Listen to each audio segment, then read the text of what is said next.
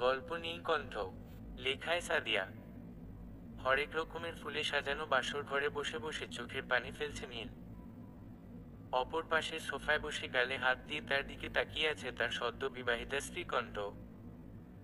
বাসর ঘরে বসে নতুন বউ কাঁদলে তা মানা যায়, কিন্তু বাসর ঘরে বসে যদি কোনো বর কান্না করে তাহলে কি তা মানা যায়? এর চাইতে উদ্ভট ঘটনা পৃথিবীতে দুটো আছে বলে মনে হয় না। নীলের কান্নায় কণ্ঠ প্রচণ্ড বিরক্ত হচ্ছে। সে বুঝতে পারছে না এত কান্নার কি আছে। বিয়েই তো হয়েছে, অন্য কিছু তো আর না। কণ্ঠ কোনো কথা না বলে চরম বিরক্তির সহিত উঠে ওয়াশরুমে চলে যায়। নীল একবার আর চোখে কণ্ঠের যাওয়ার দিকে তাকালো। কণ্ঠকে দেখলেই নীলের কান্না উপচে পড়ছে। এই ছিল তার কপালে? সে তো কোনো দিন কারো কোনো ক্ষতি করেনি, তাহলে এটা কেন হলো তার সাথে? কেন হলো এমন? এর থেকে তো ভালো ছিল সে সারা জীবন চিরকুমার থেকে যেত। কিছুক্ষণ পর ফ্রেশ হয়ে ওয়াশরুম থেকে বেরিয়ে আসে কণ্ঠ। কণ্ঠ একবার নীলের দিকে তাকালো। সে এখনো কান্নায় মগ্ন। এনাফ নীল, আর কত কাঁদবি? এমন ভাব করছিস কেউ তোর রেপ করেছে। ছি, এগুলো কেমন ভাষা! নাক সিটকে বলল নীল। তোর এই ফ্যাটফানো দেখে এর চেয়ে ভালো কিছু আমার মুখে আসছে না, বিশ্বাস কর। এমন উদ্ভট আচরণ কেন করছিস তুই? তুই আমার কষ্ট কি বুঝবি? তোর গলায় তো আর সাক্ষাৎ ননি বউ ঘটেনি। কি বললি তুই? চিবিয়ে চিবিয়ে কথাটা বলল কণ্ঠ। কণ্ঠর এমন রাগী কণ্ঠ শুনে নীলের খেয়াল হলো সে কি বলেছে। নীল জিহ্বায় কামড় দিয়ে অসহায় দৃষ্টিতে তাকালো কণ্ঠের দিকে। কণ্ঠ তার এই দিকে কটমট দৃষ্টিতে তাকিয়ে আছে। নীল কয়েকটা শুকনো ঢোক গিলল। বিশ্বাস কর নীল, তুই যদি আমার স্বামী না হতি সেই মুহূর্তে তোর ঘাড় আমি মটকাতাম। এই জন্যই তো তোকে ননি বলি। কথাটা আস্তে বলায় কণ্ঠ ঠিকভাবে তা শুনতে পায়নি। কি বিড়বিড় করছিস? জোরে বল যা বলার। ন, না কিছু না, কিছু বলছি না আমি। কণ্ঠ আর কোনো কথা বাড়ালো না। সে এমনিতেই প্রচুর ক্লান্ত। সারাদিনে অনেক ধকল গিয়েছে তার উপর দিয়ে। আজ সকালেও সে স্বাধীন একজন মানুষ ছিল। মুক্ত পাখির মতো উড়ে বেরিয়েছে সে। কিন্তু এখন, এখন সে একজনের স্ত্রী, একটা ভদ্র বাড়ির বউ সে। যদি জানতো নিজের বেস্ট ফ্রেন্ডের বিয়ের দাওয়াতে বরযাত্রী হিসেবে গিয়ে বিয়ের কনে হয়ে যেতে হবে, তাও আবার নীলের মতো বলদ মার্কা একটা ছেলের, তাহলে সে জীবনে কি বিয়েতে যেত? না, একদম যেত না সে।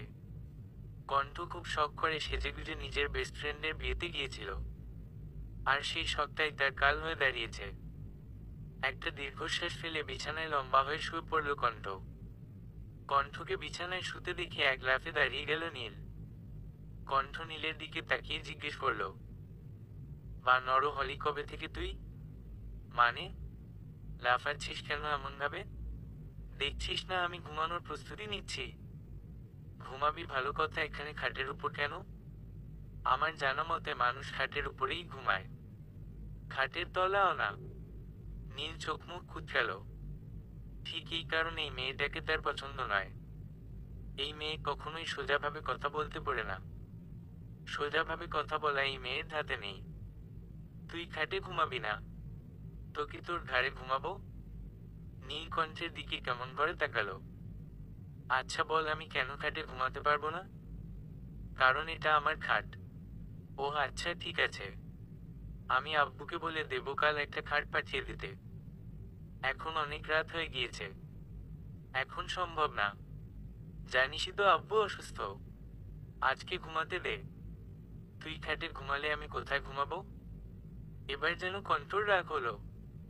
নিজেকে যথাসম্ভব শান্ত রেখে কণ্ঠ উত্তর দিল, মানুষ যেহেতু খাটে ঘুমায় সেহেতু তোরও খাটেই ঘুমানোর কথা। অসম্ভব, আমি জীবনও তোর সাথে এক খাটে ঘুমাতে পারবো না। এক প্রকার চেঁচিয়ে কথাটা বলল নীল। একে তো এই আনএক্সেপ্টেড বিয়ে, তার উপর নীলের ফালতু বকর বকর মিলিয়ে কণ্ঠের মেজাজ এখন জ্বলন্ত আগ্নেয়গিরি। কেন রে, আমার সাথে এক খাটে ঘুমালে কি সমস্যা তোর? আমার গায়ে কি কোনো ছোঁয়াচে রোগ আছে যেটা তোর মোমের শরীরে অ্যাটাক করবে? নাকি আমি কোনো বখাটে যে তোর মতো অবলা পুরুষকে একা পেয়ে তোর সুযোগ নেব, তোর সতীত্ব হরণ করব? কণ্ঠের এমন কথায় নীলের যেন কান দিয়ে ধোঁয়া বের হচ্ছে। নীল কোনো রকমে নিজেকে সামলে নিয়ে মিনমিন করে বলল, আচ্ছা ঠিক আছে, ঘুমা তুই, গুড বয়।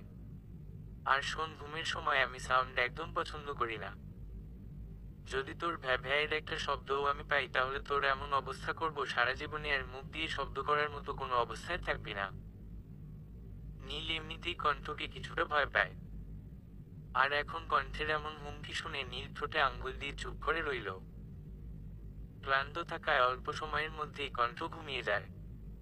নীল কণ্ঠের দিকে মুখ গোমড়া করে তাকিয়ে আছে। নিজের ভবিষ্যৎ নিয়ে তার এখন ভীষণ চিন্তা হচ্ছে। বাবা এটা আমার সাথে কিভাবে করতে পারলো? কনে পালিয়ে গিয়েছে বলে কি তিনি এমন একটা ধানিলঙ্কা টাইপ মেয়ের সাথে আমার বিয়ে দেবে? আর ওই মেয়েকেও বলি বিয়ে যখন করবেই না তখন রাজি কেন হয়েছিলি? ধান্দাবাজ মেয়ে মানুষ কোথাকার। কিন্তু ওই মেয়ের কথাবার্তায় তো কোনোদিন মনে হয়নি যে ওই মেয়ের অন্য জায়গায় চোখ করেছে। ফোনে কত মিষ্টি মিষ্টি কথা বলতো, আহা, মনে হতো সে রসগোল্লার চাইতেও কয়েক গুণ বেশি মিষ্টি। কিন্তু বিয়ের দিন কি করলো? পালিয়ে গেল। শিউর অন্য জায়গায় চোখ করেছে। যদি না থাকে তাহলে পালালো কেন? আমাকে কি পছন্দ নয় তার? আরে কিভাবে আমাকে অপছন্দ করবে সে? আমি কি দেখতে খারাপ নাকি? তাহলে?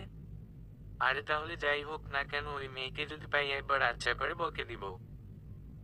বেয়াদব মেয়ে মানুষ। ওর চক্করে আমার জীবনে এই শাকচুননি পার্মানেন্টলি জুড়ে গেছে। এখন আমার কি হবে? এই মেয়ে তো আমাকে শান্তিতে বাঁচতে দেবে না। কোন কুক্ষণে যে এই মেয়ে আমার কপালে এসে জুটেছিল। হাবিজাবি ভাবনার মাঝে নীল ডুব দিল অতীতে, যেদিন কণ্ঠের সাথে তার প্রথম দেখা হয়েছিল। ওই দিনকে নীল নিজের জীবনের অভিশপ্ত দিন হিসেবে মনে রেখেছে। নীল তখন অষ্টম শ্রেণীর ছাত্র। বাবার ট্রান্সফারের কারণে তারা সে বছর সিলেট থেকে ঢাকায় শিফট হয়েছিল। সেদিন ছিল স্কুলে নীলের প্রথম দিন। নীল বরাবরই শান্ত স্বভাবের ছেলে। স্কুলে নতুন হওয়ায় সেদিন তাকে স্কুলের সিনিয়র স্টুডেন্টরা আটকেছিল। নীলকে কোনো বড় কোনো আপুকে প্রেম নিবেদন করার টাস্ক দেওয়া হয়েছিল। নীল রাজি হলো না, যার দরুন তাকে বলা হলো মাঠে সবার সামনে কানে ধরে উঠো বসো করতে। নীল এতেও রাজি হলো না। আর ওইদিকে বদমাশ সিনিয়রগুলো তাকে ছাড় দোবারা নয়। অবশেষে নীল পরাজিত হলো ওদের কাছে। চোখে এক সমুদ্র অশ্রু নিয়ে সে কানে ধরে উঠো বসো করার প্রস্তুতি নিল। যখনই সে বসতে যাবে তখন পেছনে থেকে একটা মেয়ের ভরাট কণ্ঠ ভেসে আসলো। কি হচ্ছে এখানে? নীল তাকিয়ে দেখল নীল রঙের স্কুল ড্রেস পরিহিত দুই বিনুনি করা একটা মেয়ে দাঁড়িয়ে আছে। মেয়েটির হাতে ছোটখাটো চিকন একটা লাঠি। মেয়েটাকে দেখে বদমাশ সিনিয়রগুলো কেমন ঘাবড়ে গেল। কি হচ্ছে এখানে? দেখো কণ্ঠ, এখানে তোমার কোনো কাজ নেই, তুমি যাও এখান থেকে।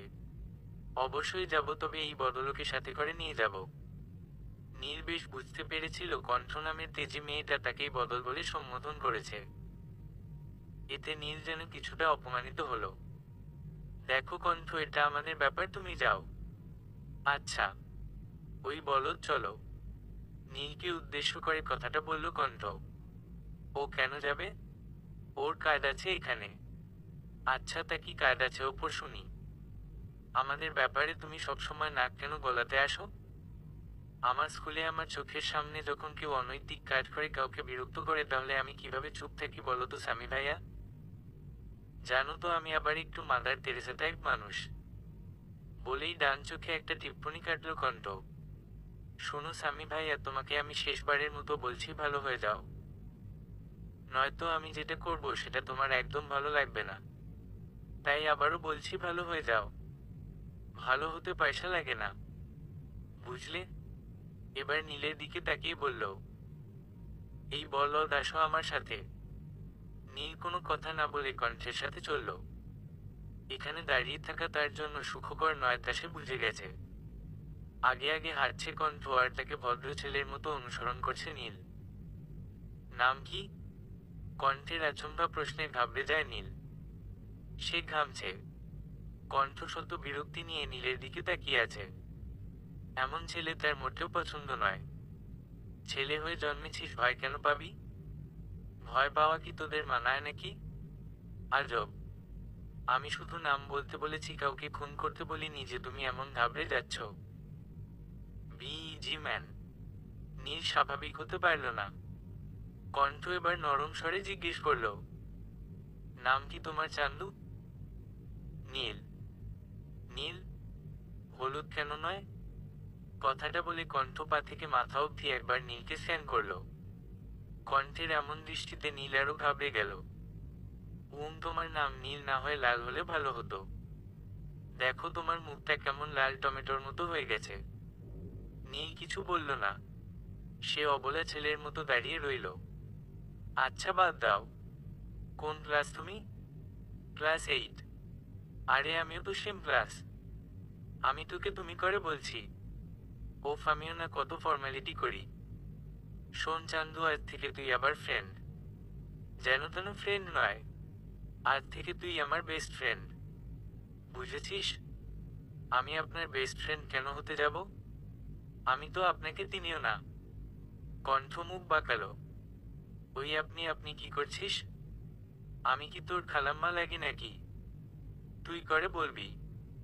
তুই ছাড়া অন্য কিছু বললেই মায়ের। একেবারে কঠিন মায়ের। মনে থাকবে?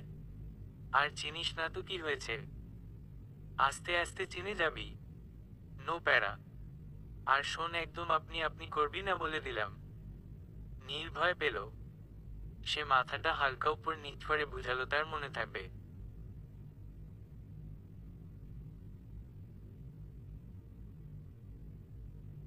সে এখন থেকে কণ্ঠকে তুই করেই সম্বোধন করবে। সেদিন থেকেই কণ্ঠ আছে নীলের জীবনে। একসাথে স্কুল, কলেজ, অতঃপর ভার্সিটি। ভার্সিটি নিয়ে আবার আরেক ঝামেলা হয়েছিল। নীল পড়ালেখায় ভালো ছিল। অন্যদিকে কণ্ঠ তার ছন্নছাড়া স্বভাবের জন্য সবসময় টেনে টেনে পাশ করত। স্বাভাবিকভাবেই নীলের পাবলিক ভার্সিটিতে হয়ে গেল। কিন্তু কণ্ঠের হয়নি। তাকে বেসরকারিতে ভর্তি হতে হয়েছিল। এখন কথা হলো, তার নীলকে ছাড়া চলবে কি করে? সে তো ম্যানেজ করে নিবে। কিন্তু নীল, ও তো মানুষের সাথে মিশতে পারে না। তাহলে? আকাশ কুসুম চিন্তা করে কণ্ঠ নীলকে এক প্রকার বাধ্য করলো বেসরকারি ভার্সিটিতে ভর্তি হতে। ইতিহাসে নীলই মনে হয় একমাত্র ছাত্র যে কিনা ঢাকা বিশ্ববিদ্যালয়ে ভর্তির সুযোগ পেয়েও বেসরকারি ভার্সিটিতে পড়াশোনা করেছে। সোফার সামনে থাকা টি টেবিলের সাথে বাড়ি খেয়ে নীল অতীত থেকে বেরিয়ে আসলো। সে একবার কণ্ঠের দিকে তাকালো। নিশ্চিন্তে ঘুমাচ্ছে মেয়েটা। ঘুমের মধ্যে কত শান্ত লাগছে দেখতে। এখন ওকে দেখে কেউ বলতে পারবে না জেগে থাকলে সে কত ভয়ানক হতে পারে। নীল কণ্ঠের দিকে তাকে একটা দীর্ঘশ্বাস ফেলে সোফায় গুটিসুটি মেরে শুয়ে পড়ল। শোয়ার সাথে সাথেই ঘুমেরা এসে হামলা করল। সারাদিনে তো তার উপর দিয়েও কম দখল যায়নি। দূর থেকে ভেসে আসা ফজরের আজানের মধুর শব্দে ঘুম হালকা হয়ে এলো কণ্ঠের। আড়মোড়া ভেঙে উঠে বসল সে। বার দুই চোখ কচলে চোখ মেলে তাকিয়ে দেখতে পেল সোফায় গুটিসুটি মেরে শুয়ে থাকা নীলকে। নীলকে দেখতে অনেকটা বাচ্চার মতো লাগছে। নীলের স্বাভাবিক চরিত্রও অনেকটা বাচ্চার মতোই। ও অনেক ইমোশনাল একটা ছেলে। ও জীবনটা তেমন একটা প্র্যাকটিক্যালি চিন্তা করতে পারে না। ওর কাছে নিজের পরিবার আর পরিবারের ইমোশনটাই আগে। ও নিজের পরিবারকে অনেক ভালোবাসে। তাই তো মায়ের এক কথায় নীরাকে বিয়ে করতে রাজি হয়ে যায়। আর নীরা পালিয়ে যাওয়ায় বাবার কথায় শত অনিচ্ছা সত্ত্বেও কণ্ঠকে সে বিয়ে করে। কণ্ঠ নীলের দিকে কিছুক্ষণ তাকিয়ে থেকে ওয়াশরুমে যায়। ফ্রেশ হয়ে অজু করে এসে কণ্ঠ নীলকে ডাক দেয়, স্বামী। ওগো সময় উঠুন। ফজরের আজান দিয়ে দিয়েছে, উঠুন এবার। নামাজ পড়তে হবে তো নাকি? উঠুন উঠুন। কারো এমন আহ্লাদি ডাকে নীল ঘুমের ঘোরেরই ঠোঁট বাঁকিয়ে হাসল। নীলকে ঘুমের মধ্যে হাসতে দেখে ভ্রু কুঞ্চিত হলো কণ্ঠের। ওই বলদ না, হেসে উঠো। তোর জন্য নামাজের সময় বসে নেই। উঠো বলছি। কণ্ঠর ধমকে ধরফর করে উঠে বসে নীল। চোখের সামনে কণ্ঠকে দেখতে পেয়ে ঘাবড়ে যায় সে। তুই আমার রুমে কি করছিস? লে, ছেলে বলে কি? আরে গাধা, বিয়ে তোর সাথে হয়েছে তো তোর রুমেই থাকবো, বাকি তোর ভাইয়ের রুমে থাকার কথা। ইডিয়েট। নীল কিছুক্ষণ থম মেরে বসে রইল। আস্তে আস্তে তার কালকের সব ঘটনা মনে পড়ল। যখন মনে পড়ল এখন কণ্ঠ তার বউ, তখনই যেন তার আবার কান্না পেয়ে গেল। একদম কাঁদবি না বলে দিলাম আমি। এই তুই কি ছেলে বলতো? কথায় কথায় কোন ছেলে এত কান্না করে? এ নাকি আমার জামাই? ছি, আমি মানুষের সামনে মুখ দেখাবো কি করে? মান সম্মান কিচ্ছু থাকলো না আমার। নীল হাবলার মতন তাকিয়ে আছে কণ্ঠের দিকে। নীলকে এভাবে তাকিয়ে থাকতে দেখে কণ্ঠ নীলের পেশিবহুল বাহুতে জোরে একটা চিমটি কাটল। আউচ! কি করলি এটা? চিমটি কাটলাম তোকে। নীল হাত ঘষতে ঘষতে বলল। কিন্তু কেন? আজান কখন দিয়েছে আর তুই এখনো বসে আছিস? সময় কি তোর নানা হয় যে তোর জন্য বসে থাকবে? তাড়াতাড়ি অজু করে আয়। আমি জায়নামাজ বিছিয়ে রাখছি। নীল কোনো কথা না বলে ওয়াশরুমে চলে গেল। অজু করে বেরিয়ে এসে নীল অবাক হলো, কারণ খাটের উপর তার জন্য সাদা পাঞ্জাবি আর টুপি সুন্দর করে গুছিয়ে রাখা আছে। নীল বুঝলো এটা কণ্ঠের কাজ। কিন্তু ও কোথায়? রুমে তো নেই। কোথায় গেল? নীলের ভাবনার মাঝেই বারান্দা থেকে কণ্ঠ রুমে আসলো।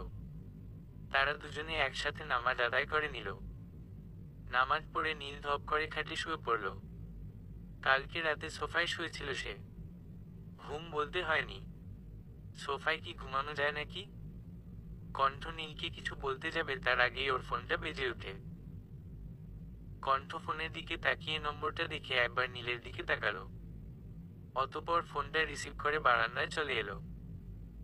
বলো। ম্যাম, ওর জ্ঞান ফিরেছে। গুড। আমি 10টার দিকে আসছি। ওকে নজরে রেখো। আর শোনো, আমি না আসা পর্যন্ত ওকে এক গ্লাস পানিও দিবা না। Okay ma'am. ফোনটা কেটে দিয়ে ঘুমন্ত নীলের দিকে তাকালো কণ্ঠ। তার ঠোঁটের কোণে বিরাজ করছে বাঁকা হাসি। সেই সাথে আছে তৃপ্তি। কিন্তু কিসের তৃপ্তি? নিজের খুব কাছের কিছু পাওয়ার তৃপ্তির হাসি কি এটা? হতে পারে। সকাল 8টা। ধরণীতে সূর্যর দেখা মিলেছে অনেক আগেই। বাহিরে বইছে মৃদু বাতাস। বাতাসে জানালায় থাকা শুভ্র রঙের পর্দাগুলো উড়ছে। বিছানায় নীল বেঘরে ঘুমাচ্ছে। কালকে রাতে বেচারার ভালো ঘুম হয়নি। সোফায় কি আর ভালো ঘুম হয়? অন্যদিকে সারারাত বিন্দাস ঘুমিয়ে এখন সোফায় বসে বসে বোর হচ্ছে কণ্ঠ। সে বুঝতে পারছে না তার কি করা উচিত। একবার মনে হচ্ছে নিচে যাওয়া উচিত, তো পরক্ষণেই মনে হচ্ছে সে নতুন বউ। তার এভাবে নিচে চলে যাওয়াটা বিশেষ শোভা পায় না। কণ্ঠ একটা দীর্ঘশ্বাস ফেলে ফোন চাপতে লাগলো। কণ্ঠ নিজের ফোনে তার আর নীলের ছবি দেখছে। ছবিগুলো তারা গত বছর সিলেটে ট্যুরে গিয়ে তুলেছিল। একটা ছবি দেখে কণ্ঠ মৃদু হাসল। ছবিটাতে নীল চোখ মুখ কুঁচকে আছে। নীলকে দেখে মনে হচ্ছে ওকে কেউ জোর করে করলার জুস খাইয়ে দিয়েছে। কণ্ঠ যখন ফোনে তার আর নীলের বিভিন্ন মুহূর্তের ছবি দেখায় ব্যস্ত, তখন দরজায় কেউ কড়া নাড়ল। কণ্ঠ ফোনটা সেন্টার টেবিলে রেখে দরজার দিকে গেল। দরজা খুলে দিতেই নীলের ছোট বোন নিতু রুমে প্রবেশ করল। শুভ সকাল কণ্ঠ আপু। কণ্ঠ নিতুর ডান গালটা আস্তে করে টিপে দিয়ে বলল, শুভ সকাল বাবু। জানো কণ্ঠ আপু, আমি না কনফিউজড। কণ্ঠ ভ্রু কুঁচকে বলল, কেন কেন শুনি? আমি তোমাকে কি বলে ডাকবো? ভাবি নাকি আপু? আগে তো তুমি আমার আপু ছিলে, কিন্তু এখন? এখন তো তুমি ভাইয়ার বউ। ভাবি হও। তাহলে কি ডাকবো, ভাবি নাকি আপু? চিন্তার বিষয়। কি ডাকবে বলো তো? নিতু কিক্ষণ নিজের থুতনিতে শাহাদাত আঙ্গুল দিয়ে কয়েকবার বাড়ি দেওয়ার ভঙ্গিতে কিছু ভাবল। কণ্ঠ ভ্রু কুঁচকে তাকিয়ে আছে নিতুর দিকে। নিতুর বয়স 10। সে ক্লাস 5-এ পড়ে। বয়স কম হলেও সে যথেষ্ট বুদ্ধিমতী। সে মোটের নীলের মতো গর্দভ টাইপের নয়। কিছুক্ষণ চিন্তা ভাবনা শেষে নিতুর চোখে মুখে খুশির ঝিলিক দেখা দিল। সে সবসময়ের মতো চমৎকার হেসে বলল, আমি আজ থেকে এখন থেকে তোমাকে ভাবিপু বলে ডাকবো। নামটা কেমন? পছন্দ হয়েছ? কণ্ঠ আলতো হেসে বলল, পছন্দ হবে না আবার? খুব পছন্দ হয়েছে। নিতু আবারও চমৎকার ভঙ্গিতে হাসল। এই মেয়েটার ঠোঁটের কোণে সবসময় হাসি থাকে। যখন সে খুব খুশি হয় তখনও হাসে, আর যখন খুব কষ্ট পায় তখনও হাসে। ভাবিপু, এখন নিচে চলো, আম্মু তোমায় যেতে বলেছে। আচ্ছা চলো। কণ্ঠ নিতুর সাথে নিচে আসলো। নীলের মা নীলিমা আর নীলের খালা মিলে টেবিলে নাস্তা দিচ্ছেন। কণ্ঠকে আসতে দেখে নীলিমা আদুরে কণ্ঠে বলে ওঠে, কণ্ঠ মা আয়, নাস্তা করে নে। তুই তো আবার সকালের নাস্তা তাড়াতাড়ি করিস। কণ্ঠ মৃদু হেসে চেয়ার টেনে বসতে বসতে বলল, আঙ্কেল কোথায় আন্টি? নীলিমা নিরুত্তর। নীলিমাকে চুপ থাকতে দেখে কণ্ঠ আবার বলে, আন্টি। কণ্ঠের ডাকে এবার নীলিমা ভ্রু কুঁচকাল। তুই কি আমাকে বলছিস? তোমাকে ছাড়া আর কাকে বলবো? নীলিমা যেন নারাজ হলো, বলল, আমাকে এখনো আন্টি বলেই ডাকবি কণ্ঠ? আমার কি শখ করে না নিজের ছেলের বউয়ের মুখে মা, আম্মু বা মামনি ডাক শুনতে? কণ্ঠ এবার হাসল। নীলিমা কণ্ঠকে অনেক স্নেহ করে, অনেক ভালোবাসেন তিনি কণ্ঠকে। আগে যখন কণ্ঠ এই বাড়িতে আসতো নীলিমা কণ্ঠের পছন্দের খাবার রান্না করে তাকে খাওয়াতো। কণ্ঠ নীলিমার রান্নার খুব ভক্ত। তার রান্না করা চিংড়ি মাছের মালাইকারি কণ্ঠের অনেক প্রিয়।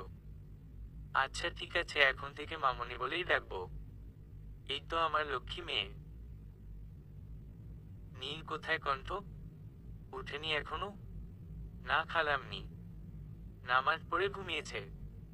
ছেলেটা না, এত ঘুম পাতুড়ে। তুই খাওয়া শুরু কর। বাকি সবাই কোথায়? সবাই রিসিপশনের কাজে ব্যস্ত আছে। তুই খা। কণ্ঠ কোনো কথা না বলে খাওয়া মন দিল। খাওয়া শেষ করে কণ্ঠ রুমে গেল। নীল এখনো ঘুমাচ্ছে, শান্তিতে ঘুমাচ্ছে সে। কণ্ঠের কেন যে নীলের এই শান্তির ঘুম সহ্য হলো না। ভেতর থেকে তার অন্তর আত্মা তাকে বারবার বলছে, না কণ্ঠ না, তুই নীলকে এত শান্তিতে ঘুমাতে দিতে পারিস না। তোর উচিত নীলকে বিরক্ত করা। এটা তোর দায়িত্ব। তুই নিজের দায়িত্বে অবহেলা করতে পারিস না। কণ্ঠ নিজের অন্তর আত্মার কথা শুনল। সে নিজের শাড়ির আঁচলের এক মাথা চিকন করে মুড়ে তা দিয়ে নীলের কানে সুরসুরি দিতে লাগলো। নীল নড়েচড়ে উঠল। একটু নড়েচড়ে নীল ওপর পাশ ফিরে শুয়ে পড়ল। কণ্ঠের ভ্রু কুঞ্চিত হলো। কণ্ঠ এবার বাথরুম থেকে এক মগ পানি নিয়ে এসে তা নীলের দিকে ছুঁড়ে মারল। পানির ঝাপটায় নীল হুড়মুড় করে উঠে বসল। নীলের কাণ্ড দেখে কণ্ঠের হাসি যেন থামছে না। কোনো মেয়েলি ঝংকার তোলা হাসির শব্দে নীল থেমে গেল। মনে হচ্ছে তা বুকের ভেতরে কেউ হাতুড়ি পেটা করছে। নীল সামনে তাকিয়ে দেখল কণ্ঠ হাসছে। কণ্ঠকে হাসতে দেখে নীল ভ্রু কুঁচকাল। কিছুক্ষণ পর তার মস্তিষ্ক সাইরেন বাজিয়ে তাকে জানান দিচ্ছে তাকে কণ্ঠ নামক সাংঘাতিক রমণীটিই ভিজিয়েছে। তার এই হাসিটার কারণ কণ্ঠ নামক সাংঘাতিক রমণী নীল নামক অবলা পুরুষকে জব্দ করতে সক্ষম হয়েছে। যদিও নীল নামক অবলা পুরুষটি সবসময় এই কণ্ঠ নামক তেজি রমণীর কাছে পরাজিত। কণ্ঠ হাসি থামিয়ে এবার নীলকে উদ্দেশ্য করে বলল, ওই বলদ আর কত ঘুমাবি? উঠো এবার।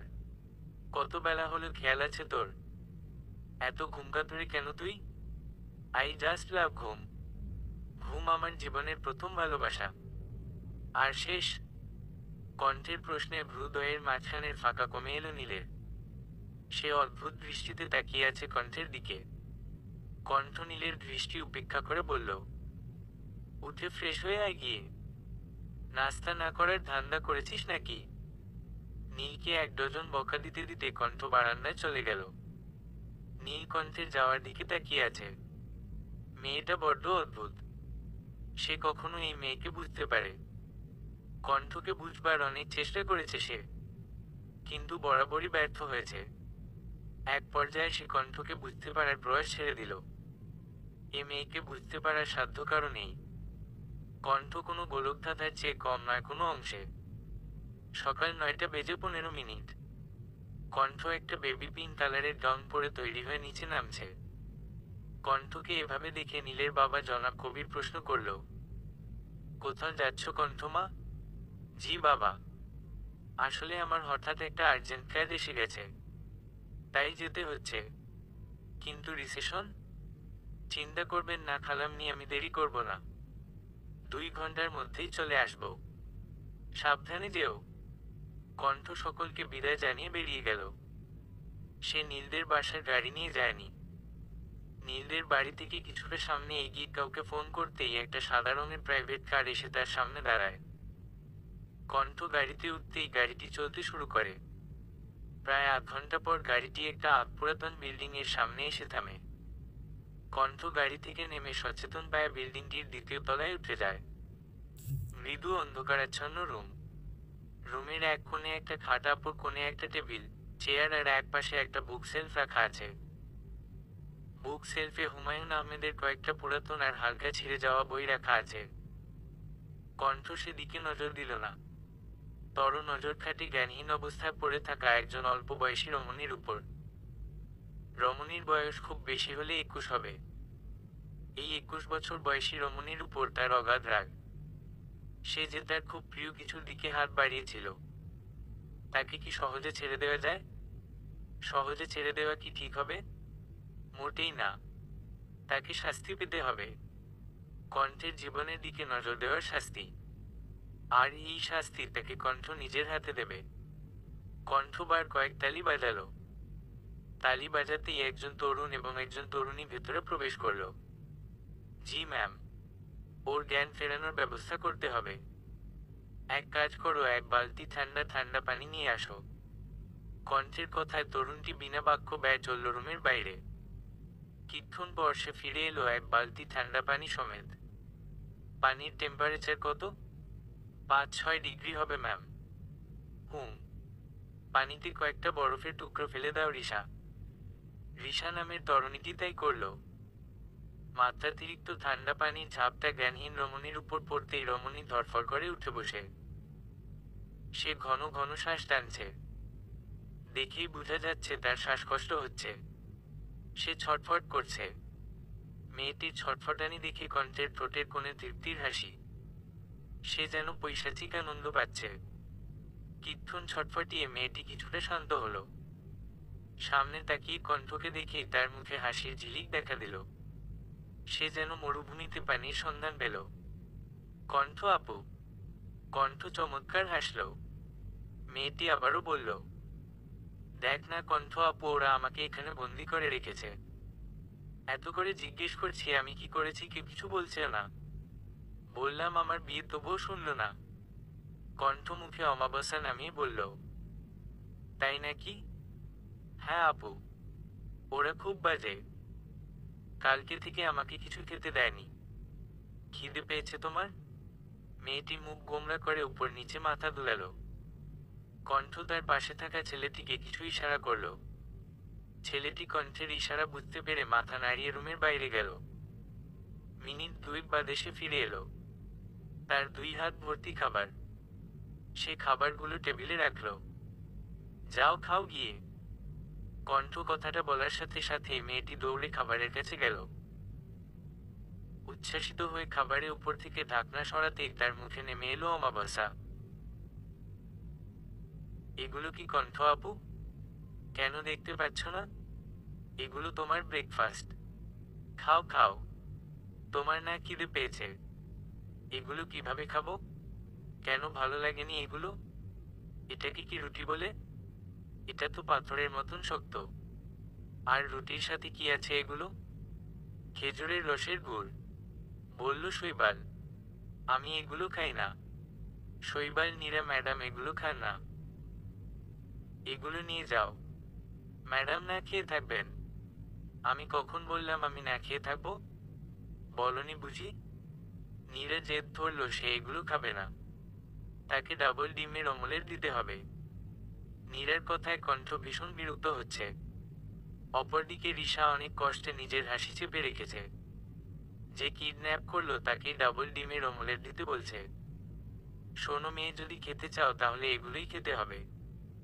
এগুলো খেতে না চাইলে উপবাস থাকো। এক একজন জ্বালিয়ে গেল আমায় একেবারে। কণ্ঠের ধমকে নীরা কেঁপে উঠল। তার চোখ ভরে উঠল তপ্ত অশ্রুতে।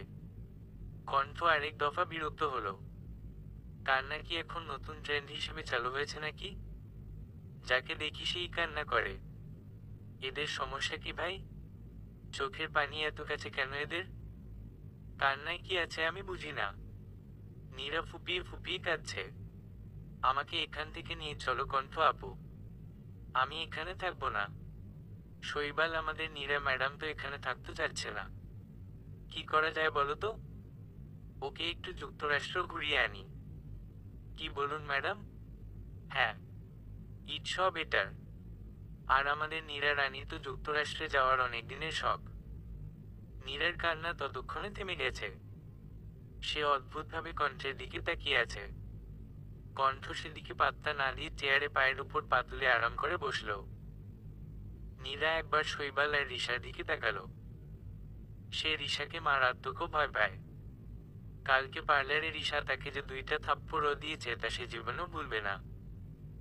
গালটা এখনো টনটন করছে। রিশার দিকে এক পলক তাকিয়ে নীরা কণ্ঠকে উদ্দেশ্য করে বলল, কণ্ঠ আপু চলো এখান থেকে। ওরা অনেক ভয়ঙ্কর মানুষ। নীরার কথায় শৈবাল শব্দ করে হেসে উঠল। কণ্ঠ ঘাড় ঘুরিয়ে শৈবালের দিকে তাকাতেই শৈবাল মুখে আঙ্গুল দিল। শৈবালকে হাসতে দেখে নীরা বোয়ার মতো প্রশ্ন করল, উনি হাসছেন কেন? এবার কণ্ঠ আলতো হাসল। এই বুদ্ধি নিয়ে তুমি আমার কলিজার দিকে হাত বাড়িয়েছিলে? আমার সাথে টক্কর নিতে এসেছিল? তারিফ করতে হয়। নীরা কণ্ঠের কথা রাগা মাথা কিছুই বুঝল না। তুমি এগুলো কি বলছো কণ্ঠ আপু? বুঝতে পারছো না?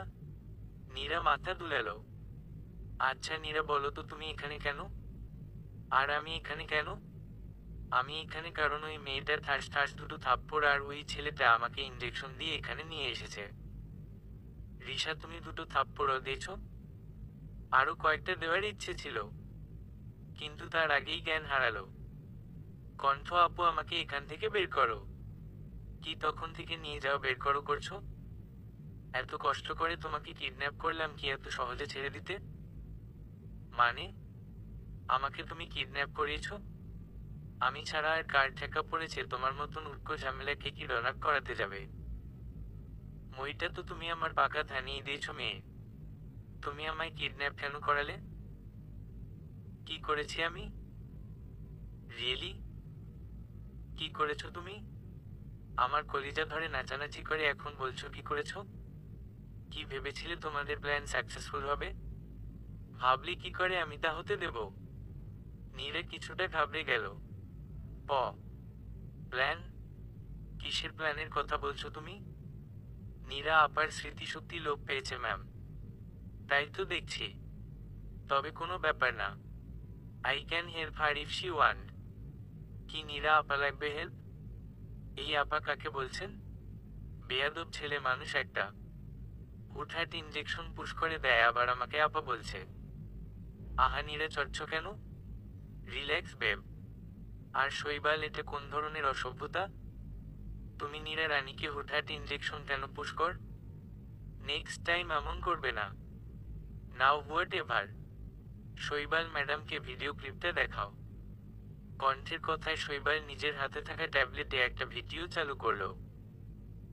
ভিডিওতে দেখা যাচ্ছে নীরা কারো সাথে ফোনে কথা বলছে আর তার ঠোঁটের কোণে ঝুলছে শয়তানি হাসি। নীরা ফোনে যা যা বলেছে তাই ভিডিওতে স্পষ্ট। নীরা একবার কণ্ঠের দিকে তাকালো। তার ঠোঁটেও বাঁকা হাসি, কিন্তু চোখ দুটো অস্বাভাবিক লাল হয়ে আছে। কণ্ঠের চোখের দিকে তাকাতেই আটকে উঠল নীরা। সে বারবার ঢোক গিলছে। তো নীরা ম্যাডাম কিছু মনে পড়লো? আ আমায় ক্ষমা করে দাও। আমি আর এমন করব না। তোমাকে আর এমন কিছু করার সুযোগ দিলে তো তুমি এমন করবে। সেই সুযোগটাই তো তুমি পাবে না। আ আমার ভুল হয়ে গেছে। Please leave me. আমার কলিজা ধরে নাচানাচি করার সময় মনে হয়নি এটা ভুল। এটা অন্যায়। নীরা কিছু না বলে মাথা নিচু করে আছে। কণ্ঠ দ্বিগুণ রেগে বলল, তোমার সাহস দেখে আমি জাস্ট অবাক। তুমি তোমার এমন খাটিয়া শখের জন্য আমার নীলকে চ্যুত করেছ। নীরা ভয়ে ভয়ে আবারও বলল, আ আমাকে ছেড়ে দাও আপু প্লিজ। ছেড়ে দেব? এত সহজে? হ্যাভ ইউ এনি আইডিয়া তোদের এই জঘন্য কাজের জন্য নীল কতটা কষ্ট পেত? নীলের পরিবারের কতটা অসম্মান হতো? তোর তো ভাগ্য ভালো, নীলের বিরুদ্ধে এত বড় ষড়যন্ত্র করার পরেও তুই আমার সামনে দুই পায়ে দাঁড়িয়ে আছিস। কণ্ঠ একটু দম নিল। তোর এই কাজের জন্য তো তুই অবশ্যই শাস্তি পাবি। তা কি শাস্তি পেতে চাস বল, তাড়াতাড়ি বল। আমার আবার এত সময় নেই। জানিস তো আজ আমার বউ ভাত। কথাটা বলে বা চোখে একটা টিপ্পনি কাটল কণ্ঠ। নীরা এখনো মাথা নিচু করে আছে। আচ্ছা, ভেবে শাস্তি ডিসাইড করবি? ঠিক আছে, তুই ভাবতে থাক। আর শৈবাল, আমাদের নীরা ম্যাডামের সোকল্ড প্রেমিকের কোনো খবর পেলে? কণ্ঠের মুখে নিজের প্রেমিকের কথা শুনে নীরা যেন 4000 ভোল্টের শক খেল। নীরা বিস্তারিত নয়নে তাকালো কণ্ঠের দিকে। কণ্ঠ নীরার চাহনি দেখে বাঁকা হাসল। কি ভেবেছিলে নীল একটা মেয়েকে বিয়ে করবে আর আমি তার কোনো খবর নেব না? আরে তোমার সম্পর্কে তো সেদিনই সব ইনফরমেশন জোগাড় করেছি যখন তোমাদের বিয়ের কথাবার্তা চলছিল। আমাকে এত কাঁচা খেলোয়াড় ভেবে না শোনা। আমি সব দিক সামলে তবেই মাঠে নামি। আচ্ছা, তোমার ওই প্রেমিকের নাম কি গো? রাফাত শিকদার ম্যাম। খুব সুন্দর নাম। যেমন সুন্দর নাম ঠিক তেমনই কুৎসিত কাজ। তা শৈবাল, নীরা ম্যাডামের সোকল্ড প্রেমিকের খোঁজ পেলে? শৈবাল ঠোঁট টিপে হেসে বলল, জি ম্যাম। নীরা আপার সোকল্ড প্রেমিক তার রড একটু টেনে সোকল্ড প্রেমিকার সাথে সাজেক্টরে গিয়েছে। নীরা যেন আরো অবাক হলো। তাহলে কি রাফাত তাকে ঠকালো? না না, রাফাত এমন করতে পারে না। রাফাত তাকে কেন ঠকাবে? রাফাত তো তাকে ভালোবাসে, খুব ভালোবাসে। 4 বছরের সম্পর্ক তাদের। তাহলে রাফাতের অন্য প্রেমিকা কোথা থেকে আসলো? ওরা হয়তো ভুল বলছে। ভুলই বলছে। রাফাত মোটেও এমন নয়। সে খুব ভালো ছেলে। নীরা বিভিন্ন কথায় নিজের মনকে সান্ত্বনা দিতে ব্যস্ত। আরে নীরা ম্যাডাম, আপনার সোকল্ড প্রেমিকের সোকল্ড প্রেমিকারও রয়েছে। বাই দা ওয়ে, রাফাত যদি নিজের প্রেমিকার সাথে সাজেকে থাকে তবে তুমি কে? তুরুপের দাস, বলল রিশা। তাচ্ছিল্যের হাসি দিয়ে কণ্ঠ বলল, ঠকি বলেছ। আর শৈবাল, রাফাত শিকদারের যদি সাজেক ঘুরে শেষ হয়ে থাকে তবে তাকে একটু আমার দর্শন করিও তো। ব্যাটার কর্মফল দেওয়া বাকি। জি ম্যাম। কণ্ঠ এক নজর নিজের হাতে থাকা ঘড়িটা দেখল। আচ্ছা শৈবাল, আমাকে যেতে হবে।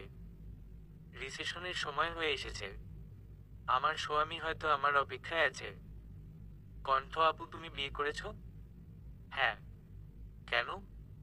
তুমি কি ভেবেছিলে আমি চিরকুমারী থাকব? না, ঠিক তা না।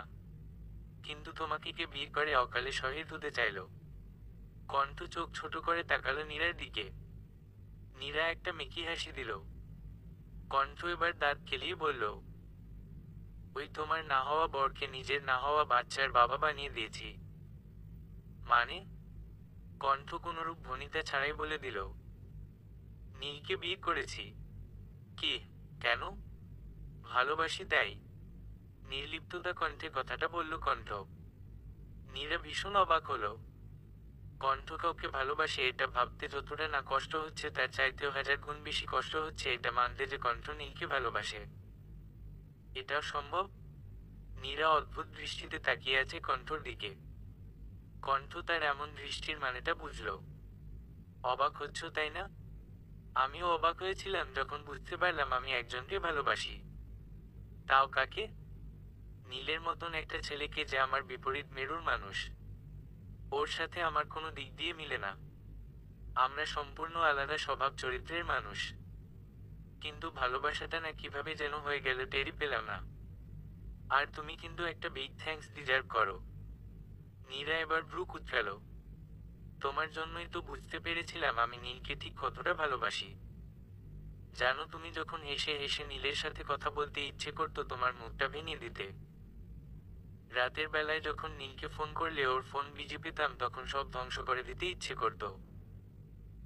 যখন তুমি নীলের হাত ধরে হাঁটতে মন চাইতো তোমার হাতটা সুন্দর করে তোমার শরীর থেকে আলাদা করে দেই। অনেক কষ্টে তোমাদের বিয়ের দিন পর্যন্ত অপেক্ষা করেছি জানো। দিন যেন কাটছিলে না। তুমি হয়তো ভাবছো যখন আমি নীলকে এতটাই ভালোবাসি তখন তোমাদের বিয়ে পর্যন্ত কেন অপেক্ষা করলাম। আসলে কি বলো তো, আমি নিজে ড্রামা কুইন না হলেও আই লাভ ড্রামা। আমার বিয়েতে ড্রামা হবে না তা হয় নাকি? কেমন বিধবা মার্কা লাগবে না? আর তোমাকে নিজের কবজায় পেতাম কি করে বলো? জানো খুব ভেবে চিন্তে প্ল্যান বানিয়েছি। তোমাকে আর তোমার ওই লুজ ক্যারেক্টার প্রেমিককে তো আমি ছাড়বো না। খুব শখ না আমার নীলকে ইউথ করার? করাচ্ছি তোমাদের। আমার নীলের দিকে চোখ তুলে তাকালে আমি তাকে দিনের বেলায় তারা দেখিয়ে দেব। চিনো না আমাকে? নীরা একটু ভয় পেল,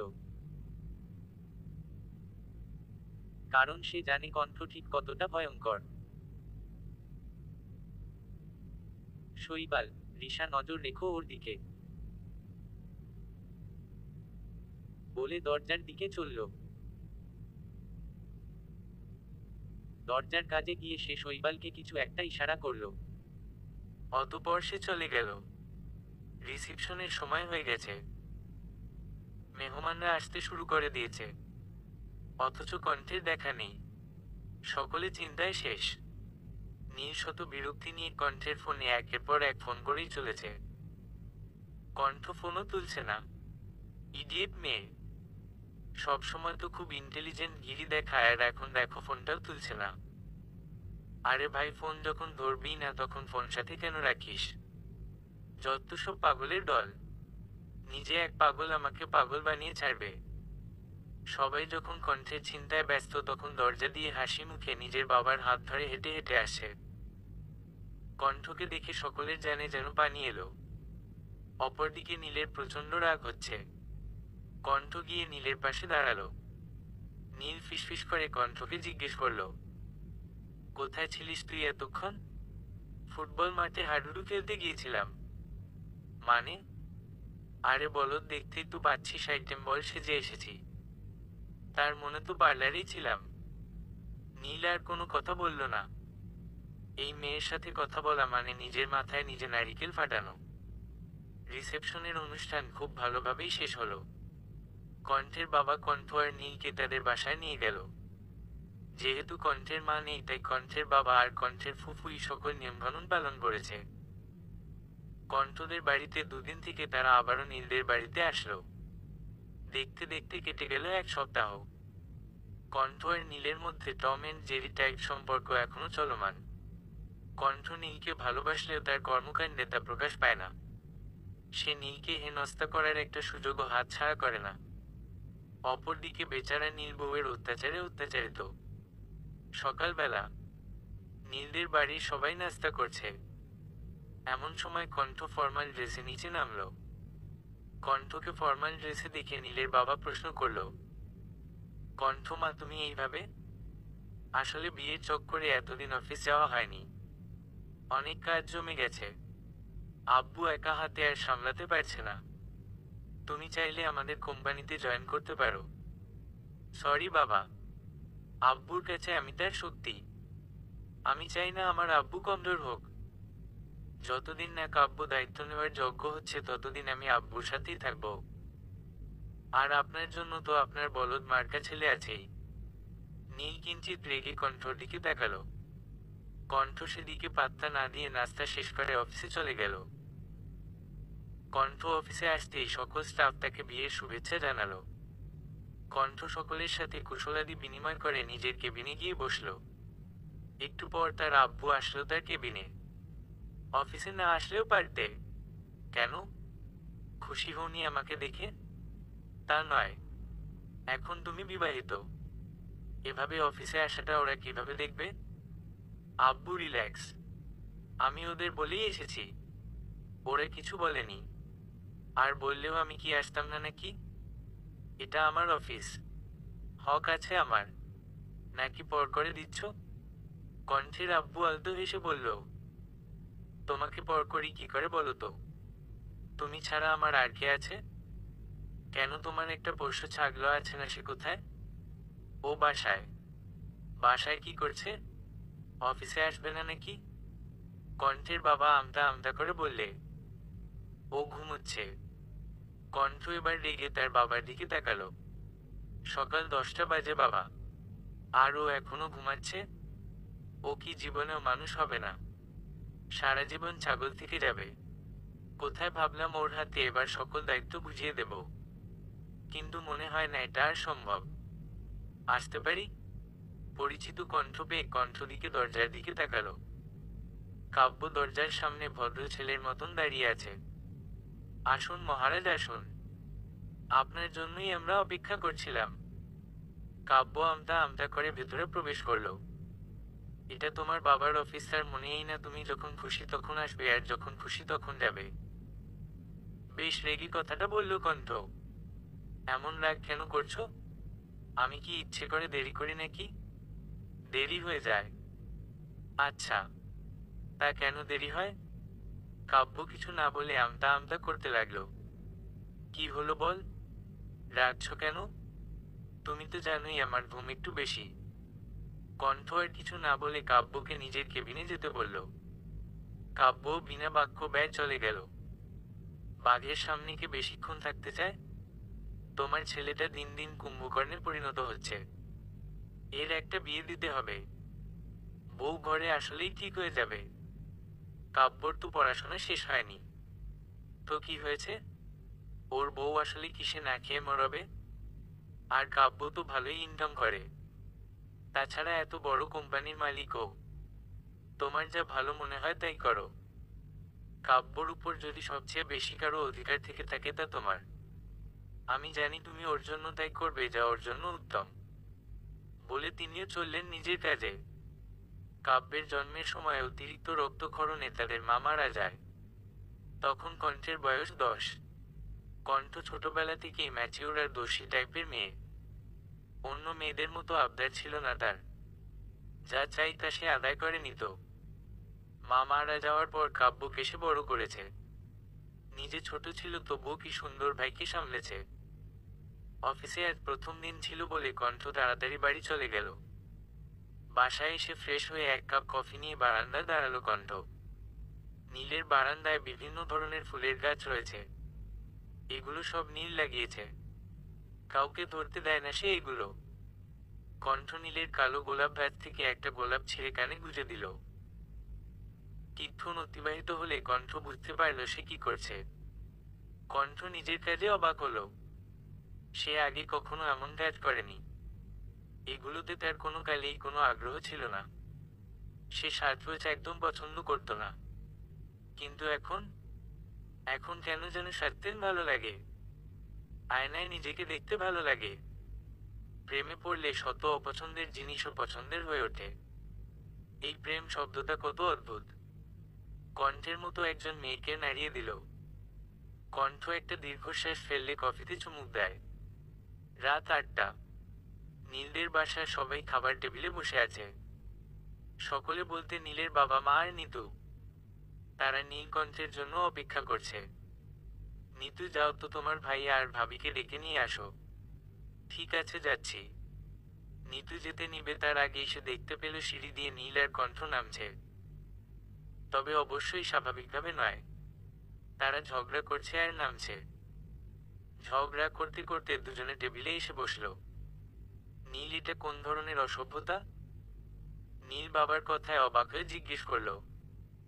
আমি আবার কি অসভ্যতা করলাম? কণ্ঠ এখন আর তোমার বেস্ট ফ্রেন্ড নেই, শুধু সে এখন তোমার বউ। তাই ওকে তুমি করে বলবে। নট তুই। আগেই লেডি ভয়ঙ্করীকে বলো আমাকে তুমি করে বলতে। পাপী নারী একটা স্বামীকে তুই করে বলে। বেশ করি, আরো বলবো। তুই তখন আমার চুল ধরে কেন টানলি? ইচ্ছে করে টেনেছি নাকি? ভুলে টান লেগে গেছে। তাই বলে কি তুই আমার মাথায় সুনামি আনিয়ে দিবি নাকি? চুও। মায়ের ধমকে দুজনে চুপ করলো। তোমাদের দুজনকেই বলছি, একে অপরকে তুমি করে সম্বোধন করবে। আর যেন এমন না দেখি। নীল কিছু না বলে খাওয়ায় মন দিল। ডিনার শেষ করে নীল নিজের ঘরে চলে গেল। এখানে বেশিক্ষণ থাকলে তাকে অযথা বাবা মায়ের বকা শুনতে হবে। নীল উপরে চলে যাওয়ার কিছুক্ষণ পর কণ্ঠ নীলিমার হাতে হাতে কিছু কাজ করে দিয়ে রুমে চলে যায়। নীল আর কণ্ঠ চলে যেতেই নীলিমা গিয়ে কবিরের কাছে বসল। আচ্ছা, ওরা কি নর্মাল কাপল হবে না কোনোদিন? কেন হবে না? অবশ্যই হবে। কিন্তু ওদের একটু সময় দিতে হবে। ওরা যদি একান্তে কিছু সময় কাটায় তাহলে দেখবে ওদের সম্পর্কটা স্বাভাবিক হয়ে যাবে। আচ্ছা, এক কাজ করলে কেমন হয়? কি কাজ? ওদের হানিমুনে পাঠালে কেমন হয়? খুব একটা মন্দ বলনি। ওরা নিজেদের সাথে একটু সময় কাটাতে পারবে। সম্পর্কটা আর শুধু বন্ধুত্বে আটকে থাকবে না। আমি কালকে সকালে ওদের ব্যাপারটা বলে দেখব। না না, শুধু দেখলে হবে না, যে করেই হোক ওদের দূরে কোথাও পাঠাতে হবে। আচ্ছা, আমি সকালে দেখছি। কণ্ঠ রুমে গিয়ে দেখল নীল সোফায় বসে বসে কপাল ভাসছে। কণ্ঠ বুঝতে পারলে নীলের মাথা ব্যথা করছে। আর করবে নাই বা কেন? একটু আগে নীলের মাথার উপর দিয়ে যে সুনামি বয়ে গিয়েছে। কণ্ঠ কোনো কথা না বলে আবার নিচে গেল। এক কাপ কড়া লিকার চা করে রুমে গেল। রুমে এসে চায়ের কাপটা নীলের সামনে ধরল। কি এটা? শুদ্ধ বাংলা ভাষায় ইহাকে চা বলিয়া গণ্য করা হয়। আমার সামনে কি করছে? ডিস্কো ডান্স দিচ্ছে। নীলকণ্ঠের দিকে বিরক্তির চাহনি নিক্ষেপ করল।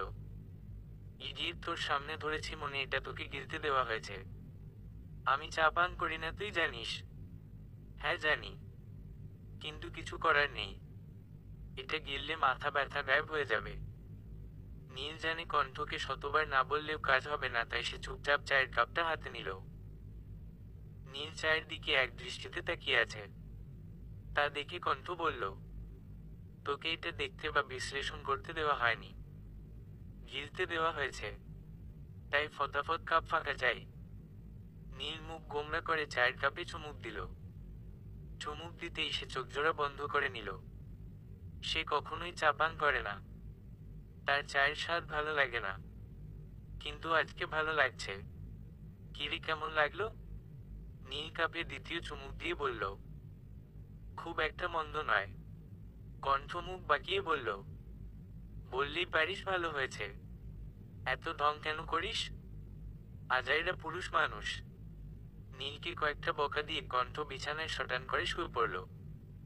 অপরদিকে নীল সোফায় বসে আরাম করে চায়ের কাপে চুমুক দিচ্ছে। আহা, অসাধারণ স্বাদ। নীল কণ্ঠের দিকে তাকিয়ে ভাবল, মিস ভয়ঙ্করী ভালোই চা বানায়। চায়ের দোকান দিলে ভালো প্রফিট পাবে। পরদিন সকালবেলা সকলে নাস্তার টেবিলে উপস্থিত। নীল মাথা নিচু করে পরোটা খাচ্ছে। কণ্ঠ জুসের গ্লাসে চুমুক দিচ্ছে আর তার বিয়ে সোনিয়ার সাথে কথা বলছে। কবির সাহেব কণ্ঠের কথা বলা শেষ হবার অপেক্ষা করছে। কণ্ঠ ফোন রাখতেই কবির সাহেব দু একটা কাশি দিয়ে গলা পরিষ্কার করল। নীলকণ্ঠ, তোমাদের আমার কিছু বলার ছিল। জি বাবা, বলো। তোমাদের বিয়েটা তো স্বাভাবিকভাবে হয়নি, আর বিয়ের এতদিন পরেও তোমাদের কোথাও যাওয়া হয়নি। তাই আমি ভাবছিলাম তোমরা যদি কিছু দিনের জন্য কোনো জায়গা থেকে ঘুরে আসতে। আমার সময় নেই, ফট করে উত্তর দিল নীল। আসলে সে একা কণ্ঠের সাথে কোথাও যেতে সাহস পায় না। অত্যাধিক ভয় কাজ করে মনের মধ্যে। নীল না বলায় ভ্রু কুঁচকাল কণ্ঠ। কি এমন রাজকার্য করিস তুই যে তোর সময় নেই? আম্মু অফিসে অনেক কাজ থাকে আমার। কাজ তুমি একা না, আমিও করি। তাই আমাকে কাজ দেখাতে আসবা না। তোমরা যাচ্ছ মানে যাচ্ছ, এটা আমার অর্ডার।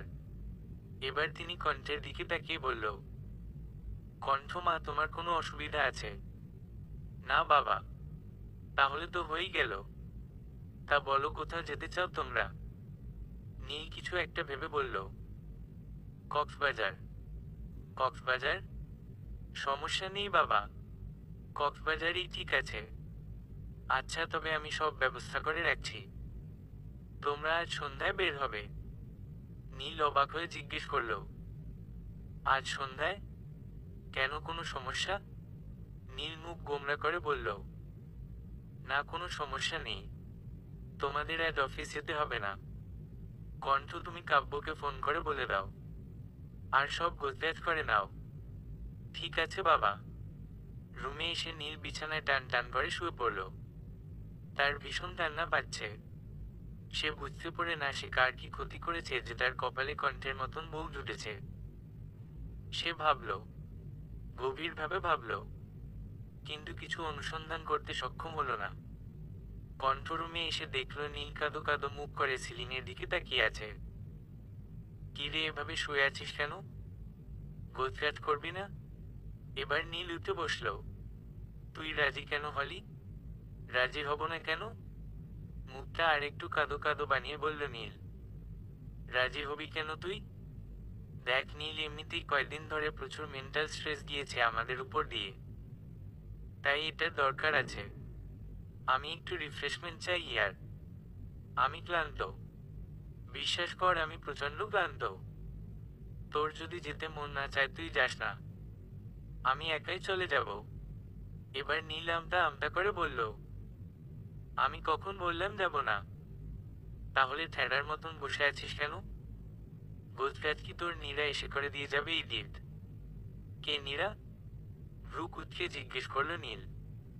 নীলের প্রশ্নে অদ্ভুত এক রিয়েকশন দিল কণ্ঠ। সিরিয়াসলি নীল, তুই নীরাকে চিনিস না? চিনলি কি জিজ্ঞেস করতাম নাকি? তোর না হওয়া বউয়ের নাম কি ছিল? নীল নিজের ভ্রুদয় আর একটু কুঞ্চিত করে জিজ্ঞেস করল। ওই মেয়ের নাম নীরা ছিল? আসলে মনে নেই। মনে না থাকলেই ভালো। এখন উঠে দরকারি জিনিসপত্র গুছিয়ে নে। সন্ধ্যায় নীল আর কণ্ঠ বেরিয়ে পড়ল কক্সবাজারের উদ্দেশ্যে। তারা বাসে করে যাবে, তাই তারা বাস স্ট্যান্ডে গেল আগে। বাস ছাড়তে আর 5 মিনিট বাকি।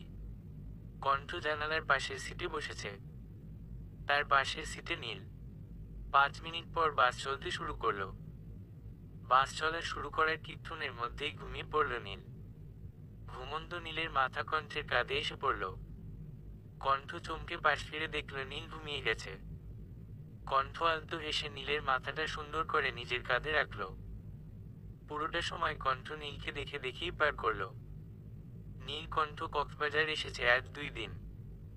প্রথম দিন তারা কেউ হোটেল থেকে বের হয়নি খুব একটা। জার্নির ফলে তারা দুজনেই ভীষণ ক্লান্ত ছিল, যার দরুন প্রথম দিন কিছুক্ষণ ঘুরে টুরে বাকি সময় ঘুমিয়ে কাটিয়েছে তারা। প্রথম দিন ঘুমিয়ে কাটিয়ে আজ তারা স্থানীয় মার্কেটে একটু ঘুরল। তারপর তারা গেল সি বিচে। সমুদ্রের পানি ঢেউ খেলছে।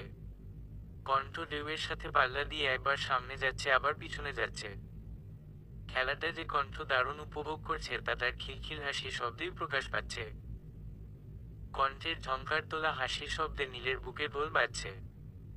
নীল যেন নিজের কয়েকটা হৃদস্পন্দন মিস করে গেল। এই প্রথম নীল ভালো করে কণ্ঠকে খেয়াল করল। লম্বায় 5.5 ফিট মতন হবে। নাকটা একটু চপটা, কিন্তু চোখ দুটো মায়া ভরা। গায়ের রং একটু চাপা। এই মুহূর্তে নীলের মনে হলো শ্মবতী আর শ্যামলতা শব্দ দুটো কণ্ঠের জন্যই প্রযোজ্য। পরক্ষণেই তার মনে হলো, না, শ্যামবতী বা শ্যামলতা উপাধি কণ্ঠের সাথে ঠিক যায় না। শ্যামবতী মেয়েদের সর্বাঙ্গে দয়া মায়ের বিচরণ থাকবে, যা কণ্ঠের মধ্যে ছিটেফোঁটা নেই। নীল কণ্ঠের হাসি মুখের দিকে তাকিয়ে আছে। তার ঠোঁটের কোণেও আছে হাসি। এক সময় নীল অনুভব করল কণ্ঠের হাসি মুখ দেখতে তার ভালো লাগছে। মানের মধ্যে অন্যরকম এক প্রশান্তি অনুভব হচ্ছে। আগে তো এমন কখনো হয়নি। তবে আজ কেন হচ্ছে? উত্তরটা নীলের জানা নেই। নীল একটা দীর্ঘশ্বাস ফেলল। নীল দেখল কণ্ঠ বালুতে কিছু আছে। কণ্ঠের কাণ্ডে নীলের ভ্রু কুঞ্চিত হলো। কি করছে এই মেয়ে? আর আজকে এমন বাচ্চাদের মতো আচরণ কেন করছে? কণ্ঠ কি আছে তা দেখতে নীল এগিয়ে গেল কণ্ঠের দিকে। গিয়ে দেখলো কণ্ঠ একটা মানুষের ছবি এঁকেছে। না না, ঠিক মানুষ নয়। এটাকে মানুষের চিত্র বললে মানুষের সকল চিত্র চরমভাবে অপমানিত হবে। আর নীল সেটা করতে চায় না বলে সে এটার নাম মানুষের চিত্র দিল না। নীলের চোখ আটকালো চিত্রের নিচে থাকা 3 অক্ষরের ইংরেজি লেখার দিকে, যেখানে স্পষ্ট করে লেখা আছে নীল। নীল পুনরায় একটা দীর্ঘশ্বাস ফেলল। নীলকে দেখে কণ্ঠ উচ্ছ্বসিত কণ্ঠে বলল, দেখতো ছবিটা কেমন হয়েছে? একদম তোর মতো, তাই না? নীল কিছু না বলে সমুদ্রের পানির দিকে দৃষ্টি নিক্ষেপ করল।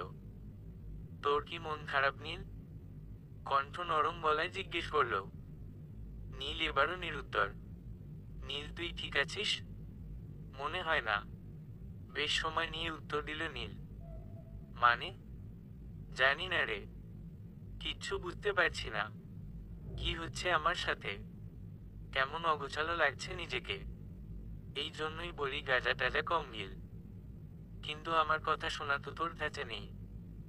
নীল শান্ত দৃষ্টিতে একবার কণ্ঠের দিকে তাকালো। সূর্যাস্তের কমলা আভায় কণ্ঠের মুখশ্রী কেমন স্নিগ্ধ লাগছে। কণ্ঠের ঘর্মাক্ত মুখটা অনেক বেশি মোহনীয় লাগছে নীলের কাছে। নীলের বুকের বা পাশটা ধক করে উঠল। তার নিঃশ্বাস যেন আটকে আসছে। এমন হাদার মতন তাকিয়ে আছিস কেন? হাদা শব্দটা শুনে নাক ছিটকাল নীল। নীলকে নাক কুঁচকাতে দেখে কণ্ঠ দুষ্টু হেসে বলল, এমনিতে তো আমার দিকে তাকাস না, আর আজকে তাকিয়েই আছিস। আমার প্রেমে পড়েছিস নাকি নীল? প্রেমে? তাও তোর? In your dream. আমার এতটা খারাপ সময় আসেনি আমি তোর প্রেমে পড়ব। আমার প্রেমে কেন পড়বি তুই? তুই তো পড়বি নীরের প্রেমে, যে তোকে মাঝ রাস্তায় ফেলে চলে যাবে। হা।